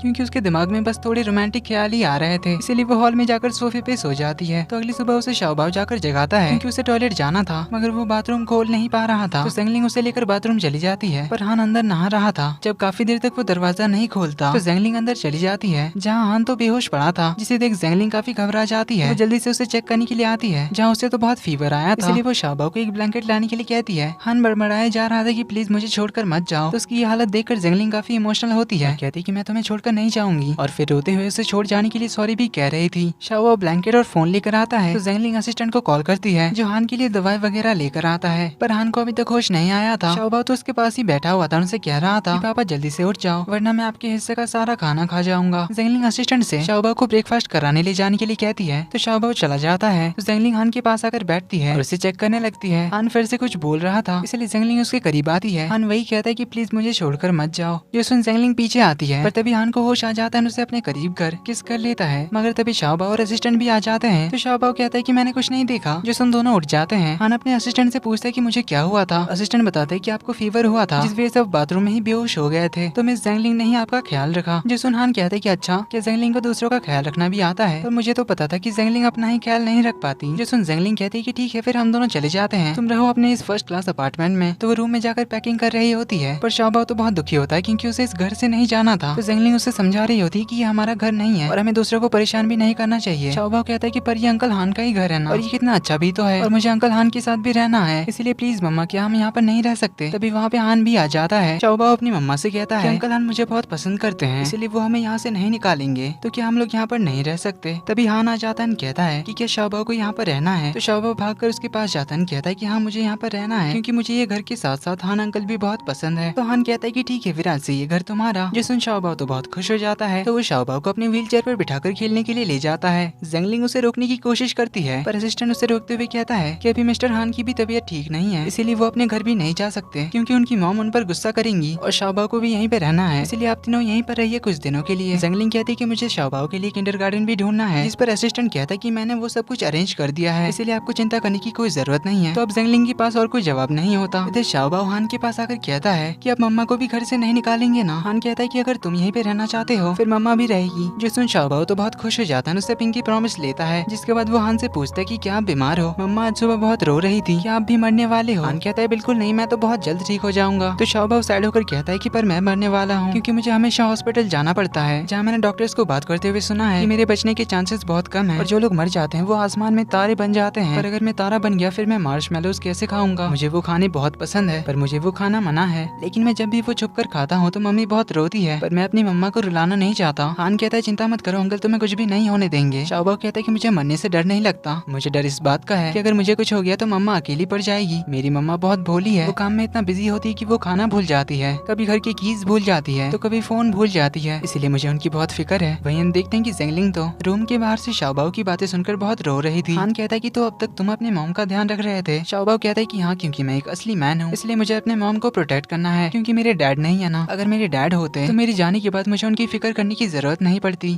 और मॉम भी ज्यादा सैड नहीं होती। हान कहता है कि तो फिर क्या तुम इसीलिए अपने डैड को ढूंढ रहे थे। शाओबाओ कहता है हाँ, और मुझे आप में मेरे डैड नजर आते हैं क्योंकि आपका चेहरा मैंने अपने मॉम की एक फोटो एल्बम में देखी थी, इसलिए मुझे लगा आप मेरे डैड होंगे, इसलिए मैं चाहता हूँ कि आप मेरी मम्मा का ध्यान रखें और उन्हें कभी सैड ना होने दें। तो आप मेरी मम्मा का ख्याल रखेंगे ना। हान कहता है हाँ, मैं तुम दोनों का ही ध्यान रखूंगा। शाओबाओ की बातें सुन जेंगलिंग तो बहुत ज्यादा रो रही थी। इधर हान काफी दिनों से ना ही ऑफिस ना ही घर गया था, इसलिए लिन उसकी मॉम से चुगली करने के लिए पहुंच जाती है कि मैंने काफी दिनों से हान को नहीं देखा। तो मॉम असिस्टेंट को घर बुलवाती है, जहाँ हान की मॉम के पूछने पर असिस्टेंट बता देता है कि मिस्टर हान जेंगलिंग और शाओबाओ के साथ रह रहे हैं क्योंकि उन्हें उनके मकान मालिक ने घर से निकाल दिया है और इसके पीछे जिसका भी हाथ बात है, मैं उस बारे में इन्वेस्टिगेशन कर रहा हूँ। ये कहते हुए वो लिन की ओर देख रहा था। फिर वो बताता है कि आप चिंता मत करिए, मिस्टर हान बिल्कुल ठीक है। तो हान की मॉम कहती है कि 2 दिन में हान को मेडिकल चेकअप कराने के लिए अब्रॉड जाना है, तो उसे तैयार कर देना। तो असिस्टेंट हाँ कहकर बाहर चला आता है। तो लिन उसके पीछे आकर उसे एक थप्पड़ मार देती है और कहती है कि अपनी जबान संभाल के बात करना। जिसके बाद वो हान के अपार्टमेंट चली जाती है, जहाँ जेंगलिंग के बाहर आते ही वो उसे भी खींचकर एक तमाचा मार देती है और कहती है कि अपनी औकात मत भूलो, तुमने तो प्रॉमिस किया था कि तुम हान के करीब नहीं जाओगी। तो जेंगलिंग भी उसके ऊपर कचरे का डिब्बा खाली करती है और कहती है कि पहले तुम अपने प्रॉमिस के बारे में सोचो। लिन कहती है तुम दोनों का चैप्टर खत्म हो चुका है और अब मैं हान की फियांसे हूँ और चाहे तुम कुछ भी कर लो, हान सिर्फ मेरा है। और हान की मॉम ऐसे ही तुमसे बहुत गुस्सा है और तुम्हारी वजह से हान घर नहीं आ रहा, इसलिए उसे जल्दी से घर भेज देना। जेंगलिंग कहती है वो तो हान की मर्जी है, वो जब जाना चाहेगा तब जा सकता है। जो सुन लिन चली जाती है। जिसके बाद जेंगलिंग रूम में वापस आती है, जहाँ हान उससे पूछता है कि क्या लिन आई थी और क्या उसने तुमसे कुछ कहा। जेंगलिंग कहती है हाँ, और उसने कहा कि अब तुम्हें घर वापस चले जाना चाहिए। हान कहता है उसकी बातों को सीरियसली मत लो। जेंगलिंग कहती है मुझे फर्क नहीं पड़ता, अगर तुम्हें जाना है तो जा सकते हो। जो सुन हान थोड़ा सैड होता है क्योंकि उसे लगा था कि अगर दोनों साथ में रहेंगे तो फिर से दोनों साथ हो सकते हैं। तो हान अपने मेडिकल चेकअप के लिए अब्रॉड चला जाता है। इधर लिन जब हान की मॉम के साथ एक रेस्टोरेंट से बाहर आती है, तभी रिपोर्टर्स उनसे सवाल करने लग जाते हैं हान के साथ लिन की एंगेजमेंट को लेकर। अब इन रिपोर्टर्स को तो लिन नहीं बुलाया था, इसलिए सारे रिपोर्टर्स उनकी शादी के बारे में ही पूछ रहे थे। तो लिन पहले ही कह देती है कि हमारी फैमिली फ्रेंड्स हैं और हमारी शादी को लेकर बात चल रही है। तो हान की मॉम भी अनाउंस कर देती है कि कुछ दिनों में उनका बर्थडे आ रहा है, तो उसी दिन वो हान और लिन की एंगेजमेंट की अनाउंसमेंट करेगी। तभी एक रिपोर्टर कहता है कि 6 साल पहले तो हान की एंगेजमेंट हो चुकी थी किसी जेंगलिंग नाम की लड़की के साथ, तो उनका क्या हुआ।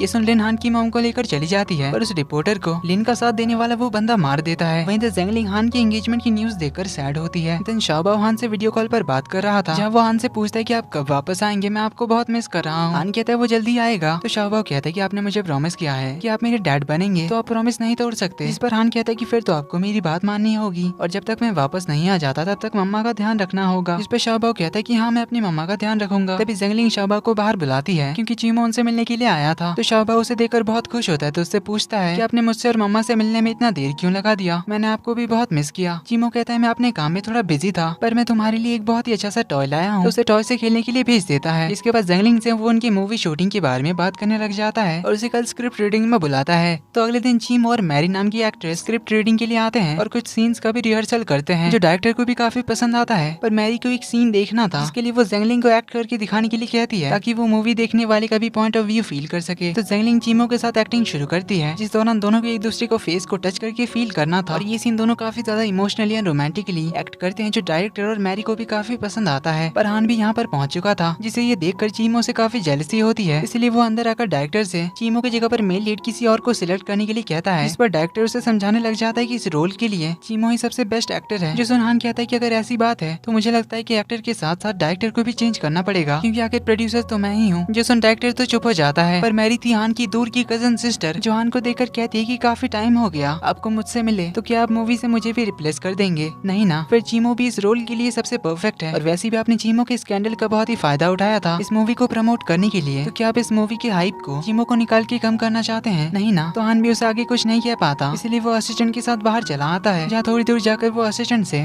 जेंगलिंग को उससे बात करने बुलाने के लिए कहता है। तो जेंगलिंग उससे बात करने के लिए कार में आती है, जहाँ जेंगलिंग भी उससे कहती है कि चीमो इस रोल के लिए सबसे परफेक्ट है, इसलिए तुम्हें उसे रिप्लेस नहीं करना चाहिए। हान कहता है फिर क्या तुम निकलना चाहती हो। जेंगलिंग कहती है अभी अभी हमने कॉन्ट्रैक्ट साइन किया है, इसलिए अगर तुमने किसी को निकाला तो ये कॉन्ट्रैक्ट ब्रीचिंग होगा। पर हान कहता है इससे मुझे कोई फर्क नहीं पड़ता, पर अगर तुम चाहती हो कि अगर मैं तुम्हें और चीमो को इस मूवी से ना निकालूं तो तुम्हें एक काम करना होगा। जेंगलिंग पूछती है वो क्या। तो हान उसे अपने ड्रेस निकालने के लिए कहता है। जेंगलिंग कहती तुम क्या पागल हो। तो हान उसे एक नया ड्रेस देकर कहता है कि मेरा मतलब था कि उस ड्रेस को निकाल के ये नया ड्रेस पहनो, क्योंकि तुम्हें मेरे साथ कहीं जाना है। जेंगलिंग पूछती है कि क्या मैं कार में चेंज करूं। हान कहता है टाइम नहीं है, इसलिए तुम कार में ही चेंज कर लो, वैसे भी आज फीमेल ड्राइवर है और मैं तुम्हारी और नहीं देखूंगा। तो जेंगलिंग उसे अपना सर दूसरी ओर करने के लिए कहती है और अपना ड्रेस चेंज करने लगती है। इधर हमें पता चलता है कि आज हान की मॉम का बर्थडे था, जहाँ पर उन्होंने अपने सारे फ्रेंड्स और मीडिया वालों को इनवाइट किया था, क्योंकि आज वो हान के साथ लिन के एंगेजमेंट का अनाउंसमेंट करने वाली थी, इसीलिए लिन भी उनकी कुछ ज्यादा ही मस्का मार रही थी। कुछ देर में हान जेंगलिंग के साथ आता है, जहाँ जेंगलिंग पूछती कि आखिर ये किस चीज की पार्टी है। हान कहता आज मेरी मॉम का बर्थडे है और आज तुम मेरी गर्लफ्रेंड हो। ये सुन जेंगलिंग तो शॉक्ड हो जाती है। शुरुआत हान की मॉम के बर्थडे से होती है, जहाँ उनके कई सारे फ्रेंड्स आए हुए थे, जो मोस्टली उनसे हान और लिन की शादी के बारे में ही पूछ रहे थे। तभी वहाँ पर हान जेंगलिंग के साथ आ जाता है, जो देखकर मीडिया वाले पहले हैरान होते हैं कि आखिर मिस्टर हान के साथ ये लड़की कौन है।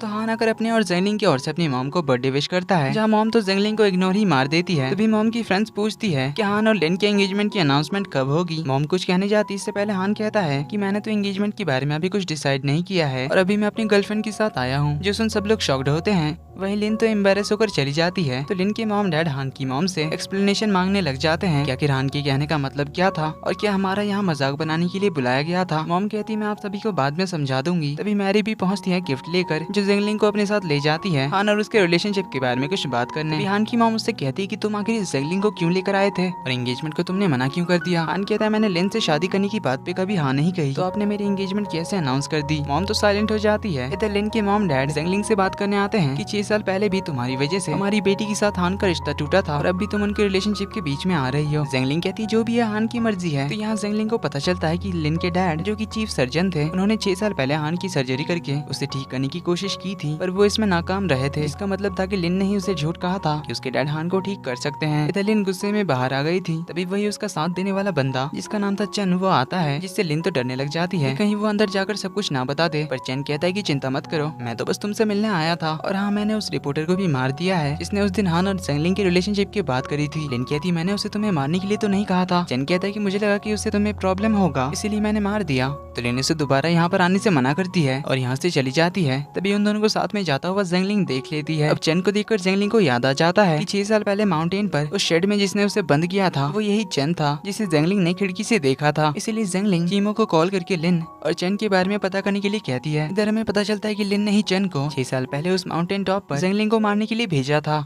इसीलिए वो तो चन पे गुस्सा करने लग जाती है, तुमसे एक भी काम ठीक से नहीं होता तो तुम उसे मार के इस बार जेल चले जाना। वैसे भी तो जेल जाना तुम्हारे लिए कॉमन ही है। जो सुन चन उसे थप्पड़ मार देता है और कहता है कि तुम उस हान के करीब नहीं जा पा रही हो, इसलिए उस बात का भड़ास मुझ पर मत निकालो और मुझे जो करना है वो मैं करूंगा और आगे से मुझे लेक्चर मत सुनाना। ये कहकर वो चला जाता है, जहाँ हम देखते हैं कि चीमो तो उन पर नजर रखे हुए था। इधर हान के आने पर शाओबाओ तो बहुत ज्यादा खुश होता है, पर जेंगलिंग उसे टॉय से खिलाने के लिए बैठा देती है। हान पूछते तुम बिना बताए कहाँ चली गई थी। जेंगलिंग कहती है तुम्हारी और लिन के एंगेजमेंट की बात चल रही थी तो इसमें मेरा क्या काम था। हान कहता है मैं अब्रॉड से कल ही वापस आया इसलिए मुझे पता नहीं था। मॉम ने मुझसे बिना पूछे एंगेजमेंट की अनाउंसमेंट कर दी थी। जेंगलिंग कहती है मुझे इससे क्या, जाओ कर लो जिससे एंगेजमेंट करनी है तुम्हें। ये कहकर वो चली जाती है। शाओबाओ कहता है कि अंकल आपने मम्मा को गुस्सा दिला दिया। तो हान पूछता है कि मम्मा को कैसे मनाना है, क्या तुम्हें इस बारे में पता है। शाओबाओ कहता है हाँ मुझे पता है मम्मा कैसे हैप्पी होंगी। कहकर वो एक आर्ट बुक लेकर आता है जिसे हान को देकर बताता है कि मम्मा जब भी सैड होती है तो वो इसमें ड्राइंग करती है जिससे वो बहुत खुश हो जाती है और इसी में मैंने आपके स्केचेस भी देखे थे। तो हान उसे देखता है जिसमें पूरा आर्ट बुक हान के ही स्केचेस से भरे हुए थे। जो देख हान तो बहुत खुश होता है। तभी जेंगलिंग आती है जो शाओबाओ को सोने के लिए भेज देती है। फिर उसकी नजर पड़ती है अपनी आर्ट बुक पर जिसे वो हान से छीनने आती है। हान कहता है ये आर्ट बुक भले ही तुम्हारी है पर इसके अंदर तो सिर्फ मैं ही हूँ। जेंगलिंग कहती है ये तुम नहीं हो, ऐसा चेहरा तो बहुत कॉमन है। ये कहकर वो आर्ट बुक बंद करके सोफे पर बैठ जाती है और अपने आप से कहती है कि ऐसे कैसे वो मुझसे बिना पूछे मेरी चीजों को हाथ लगा सकता है। हान पूछता है क्या कह रही हो तुम। तो जेंगलिंग बात को टालते हुए कहती है कि अभी हमारे सोने का टाइम हो गया है इसलिए आपको वापस चले जाना चाहिए। हान कहता है मैं आज यहाँ से नहीं जा सकता क्योंकि मैंने मेरी मॉम की बात नहीं सुनी इसीलिए उन्होंने मुझे घर से निकाल दिया, तो अब मुझे तो यहीं पर रहना पड़ेगा। तो हान उनके साथ बेडरूम में सोने की बात ना करे इसलिए जेंगलिंग जल्दी से कहकर जाती है ठीक है फिर तुम जहाँ कंफर्टेबल हो वहीं पर सो जाओ, मुझे सोने जाना है क्योंकि कल मुझे शूटिंग सेट पर भी जाना है। ये कहकर वो अपने रूम में आकर स्माइल कर रही थी। जो देख शाओबाओ पूछता है कि मम्मा आप क्यों स्माइल कर रहे हो, पर जेंगलिंग उसकी बात को भी टाल देती है। पर शाओबाओ कहता है कि अंकल हान को भी बुला लीजिए हमारे साथ सोने के लिए। जेंगलिंग कहती है हमने इस बारे में पहले ही बात कर लिया था कि अंकल हान सिर्फ एक ही रात के लिए हमारे साथ सोएंगे, इसलिए वो शाओबाओ को जल्दी से सुला देती है। पर अगले दिन शूटिंग सेट पर चीमो का एक फाइटिंग सीन था जिसमें विलन उसे उठाकर टेबल पर पटकता है। अब इस सीन को हान बार बार रीशूट करा रहा था क्योंकि वो चीमो को परेशान करना चाहता था, पर इस बार चीमो के बैक पे जोर से लग गई थी। तो मैरी भी उसे कहने आती कि आप बार बार इस सीन को क्यों रीशूट करा रहे हैं, जबकि शूटिंग तो सही जा रही है। हान कहता है जब तक मुझे सीन पसंद नहीं आता तब तक रीशूट चलता रहेगा। अगर चीमो को इतना प्रॉब्लम हो रहा है तो 3 दिन उसे रेस्ट करने के लिए कह दो। जो सब सुन मैरी जेंगलिंग को बुलाती है। अब चीमो की हालत देखकर वो भी परेशान होती है, पर चीमो कहता है वो ठीक है। मैरी चीमो के बैक पर स्प्रे लगा देती है। तभी जेंगलिंग भी उसे चेक करने के लिए आती है। तो मैरी चली जाती है। तो जेंगलिंग उसके बारे में पूछती है। चीमो कहता है मैं बिल्कुल ठीक हूँ। जेंगलिंग कहती है मैरी तुम्हारी इतनी केयर कर रही है, कहीं तुम दोनों का कुछ चल तो नहीं रहा। चीमो कहता है ऐसी कोई बात नहीं है, मैरी मेरी सीनियर है और मैं उसे अपनी बड़ी बहन की तरह ही ट्रीट करता हूँ। जेंगलिंग कहती है अच्छा तो वो भी मेरी तरह तुम्हारी बड़ी बहन है। चीमो कहता है मैं आपको बहन की तरह ट्रीट नहीं करता। तो हमें पता चलता है कि चीमो का तो वन साइडेड लव एंगल चालू हो गया था, लेकिन जेंगलिंग तो उसे अपना छोटा भाई ही मानती थी। शाओबाओ के किंडरगार्टन से आने का टाइम हो गया था, इसलिए वो उसे पिक करने जाती है। देन उसे घर छोड़ने के बाद वो उसके लिए खाना लाने के लिए जाती है, तो उसके पीछे पीछे हान भी जाता है। जेंगलिंग तो उससे गुस्सा थी चीमो के सीन को बार बार रीशूट कराने के लिए। तो हान कहता है ठीक है मैं आपसे ऐसा कुछ नहीं करूंगा, तो क्या अब तुम मुझसे नाराज होना बंद कर सकती हो। जेंगलिंग कहती है अभी मेरे पास तुमसे बात करने का टाइम नहीं है क्योंकि मुझे शाओबाओ के लिए हेल्दी फूड लाना है। तो हान कहता है कि मैंने भी खाना नहीं खाया, तो क्या मेरे लिए भी खाना ला सकती हो या फिर हम दोनों साथ में ही चल सकते हैं। तो जेंगलिंग उसके साथ चली जाती है। इधर हान की मॉम आई थी जेंगलिंग से बात करने के लिए, तो वो दरवाजा नॉक करती है। अंदर से शाओबाओ पूछता है कि बाहर कौन है। हान की मॉम उसे दरवाजा खोलने के लिए कहती है। शाओबाओ कहता है कि मम्मा ने मुझे किसी किसी स्ट्रेंजर के लिए दरवाजा खोलने से मना किया है। तो हान की मॉम बताती है कि मैं कोई स्ट्रेंजर नहीं हूँ, मैं हान की मॉम हूँ। शाओबाओ कहते क्या सच में आप हान अंकल के मॉम हो? फिर तो आप स्ट्रेंजर नहीं हो। इसलिए वो दरवाजा ओपन कर देता है। तो हान की मॉम उससे पूछती है कि तुम्हारी मॉम कहाँ पर है? शाओबाओ कहता है कि मेरी मम्मा मेरे लिए खाना लाने के लिए गई है, इसलिए ग्रैंडमा आप यहाँ पर बैठ जाइए। उसकी बातें तो हान की मॉम को काफी अच्छी लगती है। वह उन्हें शाओबाओ हान बचपन में जैसा दिखता था वैसा ही लगता है। तो वो शाओबाओ को एक टॉफी देती है जो शाओबाओ खा भी लेता है क्योंकि उसने काफी दिनों से नहीं खाया था। हान की मॉम काफी सिमिलरिटीज भी नोटिस करती है शाओबाओ और हान में, इसीलिए वो उसकी एज पूछती है। शाओबाओ बताता है 5 साल। तो उनका डाउट और बढ़ जाता है कि कहीं शाओबाओ हान का ही बेटा तो नहीं है, इसीलिए वो उसे उसका डेट ऑफ बर्थ पूछने लग जाती है। तो उन्हें पता चलता है कि शाओबाओ का जन्म जब ज़ेंगलिंग उसे छोड़कर गई थी उसके 7 महीने बाद हुआ था। तब तो उनका शक और ज्यादा बढ़ जाता है, इसीलिए वो उससे थोड़ा एग्रेसिवली पूछने लग जाती है कि तुम्हारे डैड कौन है, जिससे शाओबाओ तो काफी डर जाता है।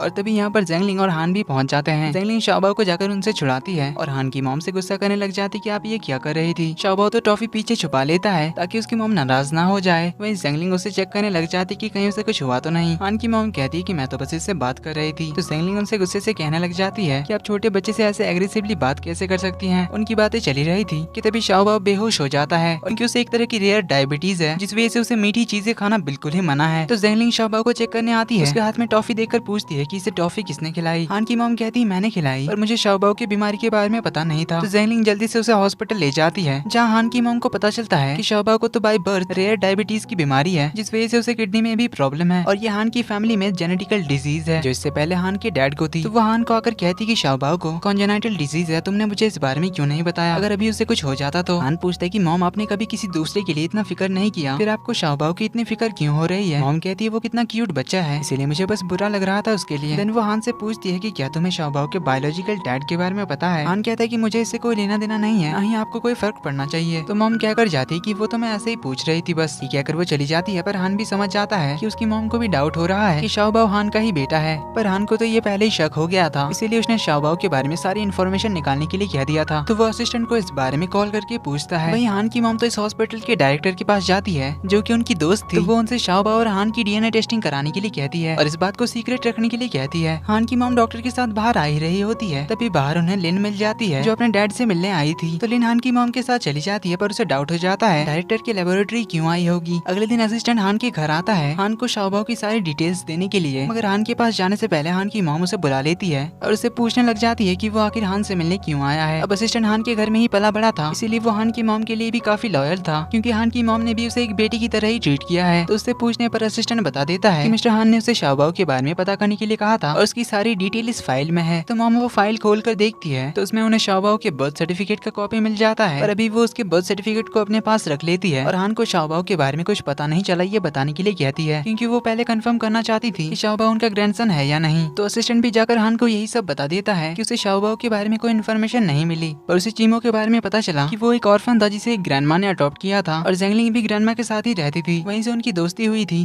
तो हान उसे इस बारे में और इन्वेस्टिगेट करने के लिए कहता है। तभी लिन हान को कॉल करती है और उसे डिनर पे इनवाइट करती है। इधर ज़ेंगलिंग भी चीमो के साथ डिनर पे आई थी जहाँ चीमो उससे हान के साथ उसके रिलेशनशिप के बारे में पूछता है। तो ज़ेंगलिंग उसे सब कुछ बता देती है। तो चीमो पूछता है कि क्या हान को पता है कि शाओबाओ उसका बेटा है? ज़ेंगलिंग कहती नहीं और अभी वो उसे बताना भी नहीं चाहती क्योंकि हम दोनों अलग दुनिया से बिलोंग करते हैं। मैं चाहती हूँ कि शाओबाओ एक सिंपल लाइफ जिए बस एक ऑर्डिनरी पर्सन की तरह। तो चीमो कहता है कि सच को तुम कब तक छुपा सकती हो, एक ना एक दिन उसे पता चल ही जाएगा। अब तभी इसी रेस्टोरेंट में लिन हान के साथ पहुंच जाती है जहाँ पर हान ज़ेंगलिंग को चीमो के साथ देखकर काफी जेलस होता है और उसे गुस्सा भी आता है, इसीलिए वो उनके पास वाले टेबल में ही जाकर बैठ जाता है जहाँ लिन तो ज़ेंगलिंग को टॉन्ट मार रही होती है कि वो चीमो के साथ डेट पर आई है। पर ज़ेंगलिंग उसके मुंह नहीं लगना चाहती थी पर चीमो उसकी बात का उल्टा जवाब देता है जिससे हान और जेलस होता है। तो वो लिन से कहता है कि मैंने तुमसे शादी के लिए मना नहीं किया है, जिससे लिन तो बड़ी खुश होती है। पर ज़ेंगलिंग अभी भी हान से नाराज थी उसकी मॉम की वजह से, इसीलिए खाना खत्म करके वो चीमो के साथ जा ही रही होती है। पर तभी हान उसका हाथ पकड़कर उसे रोक लेता है और पूछता है कि क्या तुम्हें मेरी थोड़ी सी भी केयर नहीं है, तुम्हारे दिल में मेरे लिए थोड़ी सी भी जगह नहीं है। पर ज़ेंगलिंग उसे अपना हाथ छोड़ने के लिए कहती है। वो हाथ नहीं छोड़ता तो चीमो उससे हाथ छुड़ाने आता है। तो इससे हान को गुस्सा आता है, तो उसे कहता है कि ये हमारा आपस का मामला है इसीलिए तुम इसमें मत ही पड़ो तो तुम्हारे लिए अच्छा होगा। जो सुन ज़ेंगलिंग हान से कहती है कि अपना गुस्सा किसी और पे उतारने के बारे में सोचना भी मत। जो सुन हान कहता है कि आखिर तुम हर बार चीमो के लिए क्यों बोलती हो, चीमो का हमारे मामले में क्या लेना देना है। तो चीमो कहता है कि ज़ेंगलिंग के हर मैटर में मैं शामिल हूँ। जो सुन हान को तो और ज्यादा गुस्सा आता है तो वो ज़ेंगलिंग को इंडिकेट करते हुए कहती है जिसे मैंने यूज किया है वो मरते दम तक मेरी ही रहती है। ये सुन ज़ेंगलिंग को भी गुस्सा आता है और चीमो तो गुस्से से उसका कॉलर ही पकड़ लेता है। जो तेगलिन उसे कहती है कि तुम्हारी हिम्मत कैसे हुई, क्या तुम्हें हान के पावर का अंदाजा भी है कि वो तुम्हारे साथ क्या कर सकता है, तुम्हारा करियर खत्म हो सकता है। चीमो कहता है कि शायद ये मेरे से बहुत ज्यादा रिच होगा पर फिजिकली मैं इस क्रिपल्ड से तो अच्छा ही हूँ। जो सुन हान तो अपने व्हील चेयर से उठ जाता है जिससे हमें पता चलता है कि हान जो अब्रॉड गया था मेडिकल चेकअप कराने के लिए, तब वहाँ सर्जरी की वजह से वो ठीक हो चुका था। अब ये देखकर जेंगलिंग तो हैरान थी ही। तो चीमो उससे कहने लगता है कि इतने टाइम तक तुम बस सिंपैथी कार्ड खेल रहे थे। चीमो जेंगलिंग को समझाने जाता है कि मेरा ऐसा कोई इरादा नहीं था, मैं बस चाहता था कि तुम मेरे साथ रहो। पर जेंगलिंग तो अभी इससे और नाराज हो जाती है और यहाँ से चली जाती है, क्योंकि अब उसे इस बात का गुस्सा आ रहा था कि शाओबाओ जब बेहोश हो गया था तब भी हान व्हील चेयर पर बैठा हुआ था। पर इधर लिन तो बड़ी खुश हो रही थी उसके ठीक हो जाने पर, लेकिन हान उसे कोई भाव नहीं देता। इधर लिन डायरेक्टर की लेबोरेटरी के बाहर होती है, क्योंकि उसने पता लगा लिया था कि हान की मॉम ने डायरेक्टर से शाओबाओ का पैटर्निटी टेस्ट कराने के लिए कहा था। तो वो डायरेक्टर से कहती है कि क्या ये रिपोर्ट्स अब हान की मॉम को देनी जा रही हैं? मैं उनके घर जाने ही वाली हूँ तो मैं उन्हें पहुंचा दूंगी। तो डायरेक्टर उसे रिपोर्ट्स दे देती है, जिसे लिन साइड में जाकर खोल कर देखती है तो उसे पता चलता है कि शाओबाओ हान का ही बेटा है। पर वो उस रियल रिपोर्ट को फाड़ देती है और एक दूसरा डीएनए रिपोर्ट उसमें रखकर हान की मॉम तक पहुंचा देती है, जिसके हिसाब से हान और शाओबाओ का डीएनए मैच नहीं हुआ था। इधर जेंगलिंग घर में सोचती है कि हान ठीक हो गया है, इससे मुझे क्या। पर वो तो हान से बात करना चाहती थी, लेकिन सामने से मैसेज करने की हिम्मत नहीं हो पाती। इधर हान का भी वही हाल था, पर उसे बुरा लग रहा था कि उसने जेंगलिंग को इतना कुछ सुना दिया, इसीलिए वो उसे सॉरी कहना चाहता था, पर वो भी उसे फोन नहीं कर पाता। पर डिसाइड करता है कि कल वो जाकर फेस टू फेस उसे सॉरी कहेगा। अगली सुबह हान मॉम से मिलने आता है, जहाँ मॉम उसे ठीक देखकर काफी खुश होती है, पर वो डीएनए रिपोर्ट देखकर वो समझ जाती है कि शाओबाओ हान का बेटा नहीं है। ये रिपोर्ट वो हान को भी दिखाती है और फिर से जेंगलिंग के बारे में उल्टा सीधा बोलने लग जाती है और हान को जेंगलिंग और उसके बेटे से दूर रहने के लिए कहती है। पर हान उन्हें कह देता है कि मुझे इनसे कोई फर्क नहीं पड़ता। इधर शूटिंग सेट पर पैकअप होने के बाद सब लोग घर जा रहे थे, लेकिन तभी हान आकर जेंगलिंग से कहता है कि हमें स्क्रिप्ट में कुछ चेंजेस करने होंगे, इसलिए हमें थोड़ी देर ओवर टाइम वर्क करना होगा। तो जेंगलिंग शाओबाओ को कॉल करके बताती कि वो थोड़ा लेट से आएगी, इसलिए अच्छे बच्चे की तरह जब नर्स तुम्हें सुलाने आए तो सो जाना। तो हान उसे लेकर बात करने के लिए जाता है, जहाँ पहले तो वो दोनों बैठकर काफी सारे स्क्रिप्ट में चेंजेस करते हैं जो जेंगलिंग को भी सही लगते हैं। जिसके बाद हान उसे सॉरी कहता है उसकी सर्जरी के बारे में नहीं बताने के लिए। इस पर जेंगलिंग कहती कि ये मुझे बताने की जरूरत नहीं है। अब हान के दिमाग में उसकी मॉम की बातें ही घूम रही थी, जब उन्होंने डीएनए टेस्ट देखकर कहा था कि शाओबाओ तुम्हारा बेटा नहीं है। इसलिए वो जेंगलिंग से फिर से पूछता है कि शाओबाओ का डैड कौन है, पर जेंगलिंग ये कहकर मना कर देती कि ये मेरा प्राइवेट मैटर है। इधर शाओबाओ को देखने के लिए हान की मॉम गई हुई थी, क्योंकि उन्हें अभी भी कहीं ना कहीं लग रहा था कि शाओबाओ हान का ही बेटा है, क्योंकि हान के साथ उसकी काफी सारी सिमिलरिटीज हैं। पर वो कहती है कि डीएनए टेस्ट तो गलत नहीं हो सकता, इसीलिए ये किसी और का ही बच्चा होगा। ये कहकर वो जाने लगी थी, पर शाओबाओ ने उन्हें देख लिया था, इसलिए वो उन्हें रोकते हुए कहता है कि ग्रैंडमा क्या आप मुझसे मिलने आई हैं? और तो हान की मॉम मुझसे कहती कि मैं तुम्हारी कोई ग्रैंडमा नहीं हूँ। तो शाओबाओ कहता है कि आप हान अंकल के मॉम हो ना, इसीलिए तो आप मेरी ग्रैंडमा भी हुई, क्योंकि हान अंकल ने प्रॉमिस किया है कि वो मेरे डैड बनेंगे। इस हान की मॉम कहती कि क्या बकवास बातें कर रहे हो, हान तुम्हारा पापा नहीं बनेगा।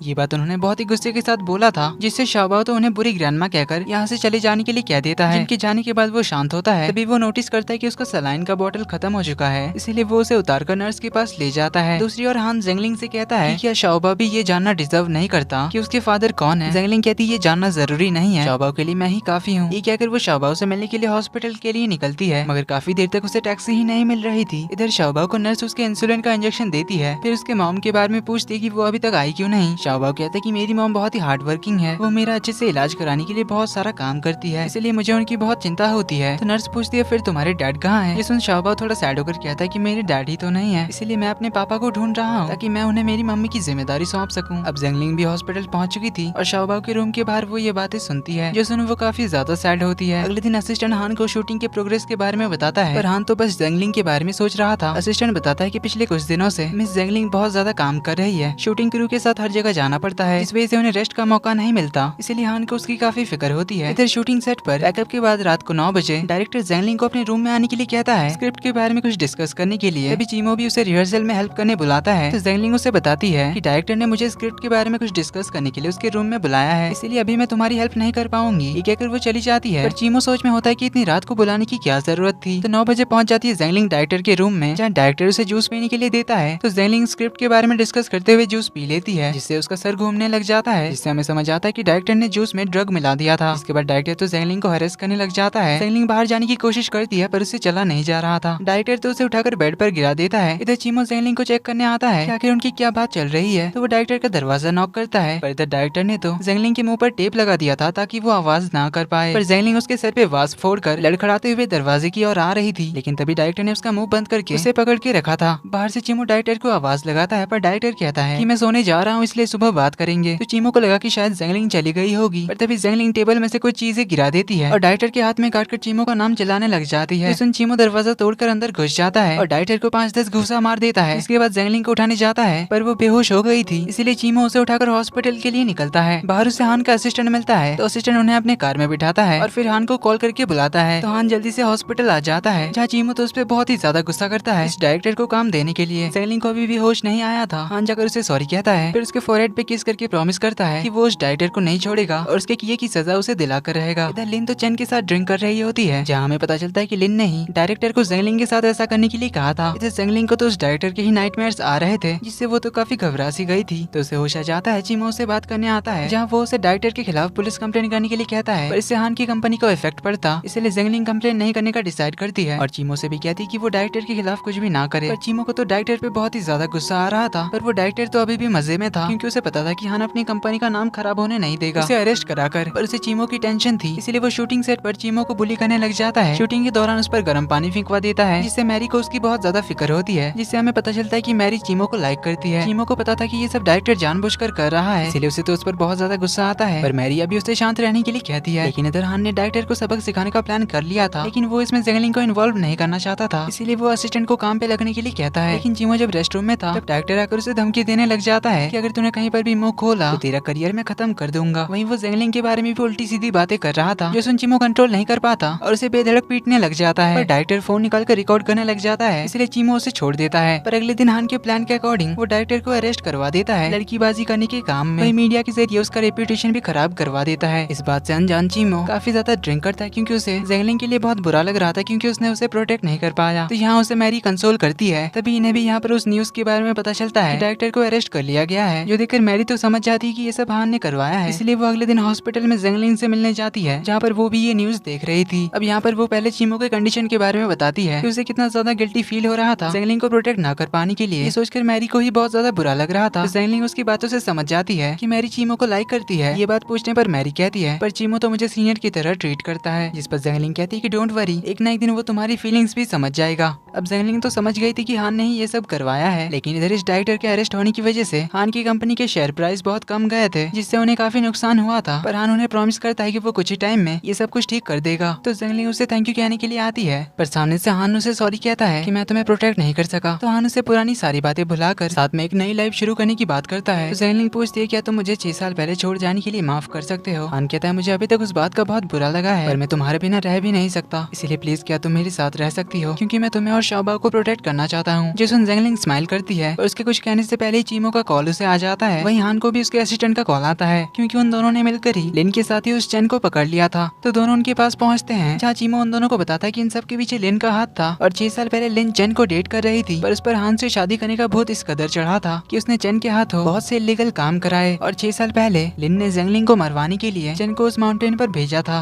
उसे ये कहकर कि वो जेंगलिंग को इस तरह से मारे जिससे उसका खोने के एक्सीडेंट लगे। इसीलिए चेन ने जेंगलिंग को उस शेड में बंद कर दिया था, क्योंकि वो शेड धंसने वाला था। ये सारा क्राइम चेन ने कन्फेस कर दिया है, और चेन ने इन्हें ये भी बता दिया था कि लिन ने ही डायरेक्टर को जेंगलिंग को असॉल्ट करने के लिए कहा था। चेन ने ये सब कुछ कन्फेस इसीलिए किया क्योंकि वो समझ चुका था कि लिन की मेंटल कंडीशन ठीक नहीं है और वो कुछ भी क्राइम करवा सकती है। इसीलिए चेन अब लिन के लिए और कोई गुनाह नहीं करना चाहता था, जिसके लिए उसने ये सब कन्फेस किया और वो पुलिस को भी सरेंडर करने के लिए तैयार है। और उसके पास लिन के साथ उसकी हुई सारी बातों का कॉल रिकॉर्डिंग भी है। तो चीमो वो कॉल रिकॉर्डिंग सबके सामने प्ले करता है, जो सुन हान तो एकदम शॉक्ड रह जाता है। और लिन हान की मॉम को बताने आ जाती है कि उसने जेंगलिंग से जेलस होकर डायरेक्टर को उससे असॉल्ट करने के लिए कह दिया था। जो सुन हान की मॉम तो उसे खींचकर एक थप्पड़ लगाती है और उस पर गुस्सा कर रही होती है, लेकिन लिन तो उन्हें सॉरी वॉरी कहकर मना ही लेती है, क्योंकि हान की मॉम भी जेंगलिंग को कुछ ज्यादा खास पसंद नहीं करती। इसीलिए वो हान को इस बार में शांति से समझाने के लिए डिनर करने के लिए घर बुलाती है, जहाँ हान के साथ जेंगलिंग भी जाती है, जिसे देख लिन को तो बड़ा गुस्सा आता है। तो मॉम हान से पूछती कि इसे लाने की क्या जरूरत थी। जेंगलिंग कहती कि मुझे लिन से कुछ सवाल पूछने हैं, उसके बाद मैं यहाँ से चली जाऊंगी। लिन कहती मुझे तुमसे कोई बात नहीं करनी है, पर हान की वजह से वो उसकी बात सुनती है। जेंगलिंग पूछती है, तुम्हें डायरेक्टर से कहा था ना मुझे ड्रग्स देकर असॉल्ट करने के लिए। लिन तो हड़बड़ी में कह देती है कि क्या डायरेक्टर ने ये कन्फेस कर दिया। इस बात से जेंगलिंग समझ जाती है कि ये काम लिन का ही है। हान की मॉम तो उसे डिफेंड करने लग जाती है, क्या कर कि वो थोड़ी चाइल्डिश है, इसलिए उससे ये गलती हो गई। जेंगलिंग के साथ कुछ हुआ तो नहीं ना। लिन उससे माफी मांग के मामला सॉर्ट आउट कर लो। तो जेंगलिंग कहती क्या ये आपको छोटी बात लगती है। वहीं हान भी उनसे कहता है कि आप अब भी उसे क्यों डिफेंड कर रही हैं, उसने क्या क्या किया है क्या आपको पता भी है। हान उन्हें 6 साल पहले वाली बात बताने ही जा रहा था, उससे पहले लिन हान की मॉम के पास पहुंच जाती है और कहने लग जाती कि मुझसे गलती हो गई, मैंने कुछ नहीं किया। 6 साल पहले जेंगलिंग ने ही हान को चोट पहुंचाया था और उसे छोड़कर भी चली गई थी। तो जेंगलिंग उसका मुंह बंद करते हुए कहती है कि अब तुम्हारा पर्दाफाश हो चुका है, तुम्हारे साथी चेन ने सरेंडर कर दिया है और तुम्हारे सारे गुनाह कन्फेस कर दिया है। क्या कर उसकी कुछ फोटोज दिखाने लग जाती है, पर लिन सारे फोटोज को फाड़ कर कहने लग जाती है कि मैं जेल नहीं जाना चाहती। ये कहते हुए हान की मॉम के पैरों पर पड़ जाती है और कहने लग जाती कि मैं तो बचपन से हान से प्यार करती हूँ, तो मैं हान को कैसे चोट पहुंचा सकती हूँ। तो जेंगलिंग यहाँ पर चेन का वो ऑडियो रिकॉर्डिंग प्ले करती है, जिसमें 6 साल पहले लिन ने चेन से माउंटेन पर जेंगलिंग को मारने के लिए कहा था और इस तरह से मारे कि वो एक एक्सीडेंट लगे। जो सुन अब मॉम भी उसके खिलाफ चली जाती है। अब जब सब लोग उसे सुनाने लग जाते जाते हैं तो लिन पागलों वाली हरकतें शुरू कर देती है, कहने लग जाती कि मैंने कुछ नहीं किया, सब कुछ इस जेंगलिंग की वजह से हुआ। एक हैकर टेबल में पड़ा हुआ चाकू उठाकर वो जेंगलिंग पे वार करने जाती है, जिसे बचाने के लिए हान उसके आगे आ जाता है तो चाकू उसके पीठ पर लग जाता है। अगला सीन हमें हॉस्पिटल का दिखाया जाता है जहाँ हान की ऑपरेशन चल रही थी। बाहर जेंगलिंग और उसकी मॉम काफी ज्यादा घबराई हुई थी। कुछ देर बाद सर्जरी खत्म होती है तो डॉक्टर बाहर आकर बताते हैं कि हान अभी खतरे से बाहर है, जिस उन दोनों की जान में जान आती है। तो जेंगलिंग और उसकी मॉम उसे देखने के लिए जाती है जहाँ हान को अभी तक होश नहीं आया था। हान की मॉम का सर चकरा रहा था क्योंकि उन्होंने काफी देर से कुछ खाया नहीं था। तो जेंगलिंग उन्हें घर जाने के लिए कहती है, वो हान का ध्यान रखने के लिए यहीं पर रुकेगी कहती है। तो मॉम जेंगलिंग का शुक्रिया अदा करती है, हान का ख्याल रखने के लिए और सॉरी भी कहती है उसे इतने टाइम तक गलत समझने के लिए, क्योंकि उन्हें पता चल गया था कि लिन ने 6 साल पहले जेंगलिंग से हान को ठीक करने का फेक प्रॉमिस करके हान से ब्रेकअप करवाया था। जेंगलिंग कहती है कोई बात नहीं। मॉम चली जाती है तो जेंगलिंग हान का केयर करने लग जाती है, जिससे उसे अपने डेटिंग टाइम का याद आता है जब वो हान का ख्याल रखा करती थी। इधर हान की मॉम हॉस्पिटल से बाहर जा ही रही थी, तभी उन्हें डायरेक्टर मिलती है जो उनसे कहती है कि आपके ग्रैंडसन का इलाज तो काफी अच्छे से हो गया और कुछ ही टाइम में वो ठीक हो जाएगा। हान की मॉम पूछती है मेरा ग्रैंडसन, तो डायरेक्टर बताती है कि वो शाओबाओ जिसका आपने डीएनए टेस्ट कराने के लिए कहा था, हान के साथ उसका डीएनए मैच करता है, इसीलिए शाओबाओ तो आपका ही ग्रैंडसन है। जो सुन हान की मॉम तो शॉकिंगली सरप्राइज्ड होती है और उन्हें लिन पर गुस्सा आ रहा था क्योंकि वो समझ गई थी कि लिन ने ही रिपोर्ट्स बदले थे। तो हान की मॉम असिस्टेंट से लिन के बारे में पूछती है। असिस्टेंट बताता है कि लिन को अरेस्ट कर लिया गया है। देन कहता है कि हमें शाओबाओ वाली बात मिस्टर हान को बता देना चाहिए, पर मॉम कहती कि अभी नहीं, उसे ठीक हो जाने दो, जब वो ठीक होकर घर आएगा तो मैं उसे खुद बता दूंगी। इधर सर्जरी की वजह से हान को फीवर आ गया था, इसलिए जेंगलिंग उसका टेक केयर कर रही थी। तो सारी रात उसका ख्याल रखने की वजह से सुबह तक हान का फीवर उतर जाता है, पर हान को अभी भी होश नहीं आया था। तभी वो मुझे छोड़कर मत जाओ कहकर बड़बड़ाने लग जाता है। तो जेंगलिंग उसे संभालती है और कहती कि मैं आपसे तुम्हें कभी छोड़कर नहीं जाऊंगी, और 6 साल पहले उसे छोड़ जाने के लिए सॉरी कह रही होती है और बताती कि इन सालों में वो हर दिन हान को बहुत मिस किया करती थी, तुम्हारे लिए मेरा प्यार एक दिन भी कम नहीं हुआ था। तभी हान अपनी आंखें खोलता है, जो देख जेंगलिंग तो बहुत ज्यादा खुश होती है और उसे 6 साल पहले उसे छोड़ जाने का रीजन बता देती है। जो सुनो हान को भी बुरा लग रहा था कि उसने इतने सालों तक जेंगलिंग को कितना गलत समझा, इसलिए उसे सॉरी कहता है। जिसके बाद वो जेंगलिंग से पूछता है कि क्या सच में अभी जैसा तुमने कहा कि मेरे लिए तुम्हारा प्यार एक दिन भी कम नहीं हुआ। जो सुन जेंगलिंग तो उसे किस कर देती है, जिससे फाइनली उनका पैचअप हो जाता है, मगर उन्हें किस करता हुआ चीमो देख लेता है, जिससे वो समझ जाता है कि दोनों एक दूसरे को बहुत प्यार करते हैं, इसीलिए वो अपना वन साइडेड प्यार का चक्कर बंद करता है और जेंगलिंग को खुश देखकर मूव ऑन कर जाता है। इधर हान की मॉम शाओबाओ की किंडरगार्टन गई थी उसे मनाने के लिए, क्योंकि अब तो वो समझ चुकी थी कि शाओबाओ ही उनका ग्रैंडसन है। तो वो शाओबाओ के लिए टॉय लेकर गई थी, पर शाओबाओ तो उन्हें देखकर टीचर के पीछे छुपने लग जाता है और उन्हें बैड ग्रैंडमा कहकर जाने के लिए कह रहा था। ग्रैंडमा उसे सॉरी कहती है पिछली बार उस पर चिल्लाने के लिए, पर शाओबाओ तो उनसे मिलना नहीं चाह रहा था। ग्रैंडमा उसे टॉय दिखाती है, पर शाओबाओ तो टॉय फेंक कर ग्रैंडमा को धक्का देकर बुरी ग्रैंडमा कहते हुए भाग जाता है। इधर जेंगलिंग हान का ध्यान रखने में बिजी थी, हान को सुबह उठाकर हेल्थी फूड खिलाती है, तो हान उसे साथ में नई शुरुआत करने के लिए कहता है। फिर बताता है कि मैं तुम्हें ऐसा कुछ भी नहीं पूछूंगा जो तुमने मुझसे पूछने के लिए मना किया है, और अगर तुम्हें शाओबाओ की फिक्र है तो चिंता मत करो, मैं उसे अपने बच्चे की तरह प्यार करूंगा। जेंगलिंग कहती है मुझे इसकी फिक्र नहीं है, क्योंकि शाओबाओ तो वैसे भी तुम्हें बहुत पसंद करता है, पर वो मन में कहती है कि मैं तुम्हें ये कैसे बताऊं कि शाओबाओ हमारा ही बेटा है, क्योंकि उसे डर था कि कहीं हान उससे नाराज ना हो जाए इतने सालों तक ये बात उससे छुपाने के लिए। तभी शाओबाओ चीमो के साथ आ जाता है, जो हान को देखकर बहुत ज्यादा खुश होकर उससे गले लगने लग जाता है। वहीं तो चीमो भी हान के साथ अपना पंगा खत्म करता है। तो जेंगलिंग चीमो का शुक्रिया अदा करती है शाओबाओ को इतने दिनों तक ख्याल रखने के लिए। फिर तो शाओबाओ और चीमो की मस्ती शुरू हो जाती है। इधर हान की मॉम घर पे हान के आने का इंतजार कर रही थी, तो असिस्टेंट आकर उन्हें बताता है कि मिस्टर हान को शाओबाओ उनके साथ अपने घर ले गया, क्योंकि वो उन्हें काफी दिनों से मिस कर रहा था। हान की मॉम तो उसे देखने जाना चाहती थी और उसे शाओबाओ के बारे में बताना भी चाह रही थी, पर असिस्टेंट अभी उन्हें जाने से मना करता है, क्योंकि काफी रात हो चुकी थी, इसलिए वो उन्हें सुबह मिस्टर हान के पास ले जाएगा कहता है। तो हान की मॉम शाओबाओ को उन्होंने जो कुछ भी कहा था वही सब याद कर रही होती है कि उन्होंने अपने ग्रैंडसन को कितना बुरी तरह से ट्रीट किया। इधर शाओबाओ भागते हुए हान के पास आता है और अपनी मम्मा से कहता है कि हान अंकल काफी दिनों के बाद आए हैं, तो मुझे आप दोनों के साथ सोना है। पर जेंगलिंग कहती है कि अभी हान अंकल का तबीयत खराब है, उन्हें कुछ दिन बाद रिकवर होने दो, फिर उनके साथ ही सो जाना। जिस पर शाओबाओ तो थोड़ा सैड होकर हान को गुड नाइट कहकर सोने के लिए चला जाता है। पर रात को हान शाओबाओ के सोने के बाद जेंगलिंग को अपने रूम में बुलाता है अपना बैंडेज चेंज करने में हेल्प कर देने के लिए। तो जेंगलिंग उसकी बैंडेज बांधने में हेल्प करने लग जाती है, जिस दौरान दोनों काफी क्लोज आते हैं। हान की तो हार्ट बीट फास्ट हो गई थी, जो जेंगलिंग भी फील करती है, तो उससे पूछती कि तुम्हारी हार्ट बीट इतनी फास्ट क्यों हो रही है। हान कहता है क्या तुम्हें समझ में नहीं आ रहा, ये कहकर उससे किस करता है और फिर दोनों इतने सालों बाद एक रोमांटिक नाइट स्पेंड करते हैं। अगली सुबह घर की घंटी बजती है, तो हान की मॉम आई हुई थी। शाओबाओ ने उनके लिए दरवाजा खोला था, जो उन्हें यहाँ देखकर फिर से बैड ग्रैंडमा कहकर भगाने लग गया था। तो उसकी आवाज सुन जेंगलिंग दरवाजे पर आती है, जहाँ हान की मॉम को देखकर वो उन्हें अंदर बुलाती है और शाओबाओ को चुप कराती है। थोड़ी देर में हान भी बाहर आ जाता है, तो ग्रैंडमा शाओबाओ को ट्रांसफॉर्मर्स का टॉय दे रही थी, पर शाओबाओ तो अभी भी उन्हें बुरी ग्रैंडमा कह रहा था और टॉय लेने से मना कर रहा था, जो देख हान और जेंगलिंग को समझ नहीं आ रहा था कि शाओबाओ ऐसा क्यों कर रहा है। ग्रैंडमा फिर से शाओबाओ से बात करने जाती है, मगर शाओबाओ को तो वही कहना था कि आप बुरी ग्रैंडमा हो, इसलिए मुझे आपसे बात नहीं करनी। तो हान कहते हैं कि हम बाद में कभी बात करेंगे, ये कहकर मॉम को अपने साथ चलने के लिए कहता है और जाने से पहले जेंगलिंग को कहकर जाता है सैटरडे का दिन याद रखना, क्योंकि वो लोग डेट पर जाने वाले थे। तो हान अपनी मॉम के साथ कार में जा रहा होता है, तो मॉम उसे बताने ही जा रही थी कि शाओबाओ तुम्हारा ही बेटा है, लेकिन हान तभी एक ज्वेलरी शॉप देखता है, तो वो कार से उतरकर जाकर जेंगलिंग को प्रपोज करने के लिए एक डायमंड रिंग खरीदता है। जिसके बाद घर पहुंचकर अपनी मॉम से पूछता है कि मॉम आप कार में कुछ कह रही थी। तो मॉम उसे कह दी थी कि शाओ बाओ मेरा ग्रैंडसन है। हान कहता है पर हमारा डीएनए तो मैच नहीं हुआ था। जिस पर मॉम बताती है कि रिपोर्ट को लिन ने बदल दिया था। पर यहाँ हान की मॉम फिर से जेंगलिंग को मिसअंडरस्टूड कर लेती है और कहती कि शाओ बाओ जिस तरह से मुझसे बिहेव कर रहा है, मुझे तो लगता है कि जेंगलिंग ने उसे ये सब सिखाया होगा, क्योंकि वो मेरे ग्रैंडसन को मुझसे दूर करना चाहती है। इतने सालों तक उसने हमें पता चलने ही नहीं दिया कि मेरा कोई ग्रैंडसन भी है। गलती लिन ने की तो हमसे शाओ बाओ को क्यों छुपा रही है। और चाहे जो हो जाए, मैं हमारे इकलौते वारिस को हमारी फैमिली में ला कर रहूंगी। हान को तो पहले इस बात पर बिलीव ही नहीं हो रहा था कि जेंगलिंग ने उससे इतना बड़ा सच छुपाया, और जिस बात का जेंगलिंग को डर था आखिरकार वही हुआ। हान जेंगलिंग से काफी ज्यादा अपसेट हो गया था। अगले दिन जब जेंगलिंग तैयार होकर डेट के लिए पहुंचती है, तब सुबह से शाम हो जाती है, पर हान उससे मिलने नहीं आता। तो जेंगलिंग उसे काफी बार कॉल करती है, लेकिन हान जानबूझकर उसका कॉल पिक नहीं करता। अब जब रात होने वाली थी, तब जेंगलिंग समझ चुकी थी कि हान नहीं आने वाला है, इसीलिए वो उससे मिलने के लिए उसके घर के बाहर पहुंच जाती है। जहाँ हान जब रात को पहुंचता है, काफी बारिश हो रही थी। तो जेंगलिंग उससे पूछने आती है कि तुम आए क्यों नहीं। तो हान कह देता है कि मैं ऑफिस में बहुत बिजी था और अभी भी हूँ। कहकर उसे अवॉइड करके जाने लगा था। तो जेंगलिंग उसे पूछने आती है कि आखिर क्या बात है, क्या कुछ हुआ। तो हान उससे पूछता है कि क्या तुम्हें पता नहीं कि मैं किस बात से अपसेट हूँ। जेंगलिंग कहती है मुझे समझ आ गया कि तुम्हें पता चल गया है कि शाओ बाओ हमारा ही बेटा है, पर मैं तुम्हें इस बारे में आज ही बताने वाली थी। लेकिन हान तो उस पर काफी ज्यादा गुस्सा था। वो कहता है कि अगर मॉम ने डीएनए टेस्ट नहीं कराया होता तो क्या तुम मुझे हमेशा के लिए झूठ बोलती रहती। जेंगलिंग कहती मैं तुम्हें बताने ही वाली थी और आज ही बताने वाली थी।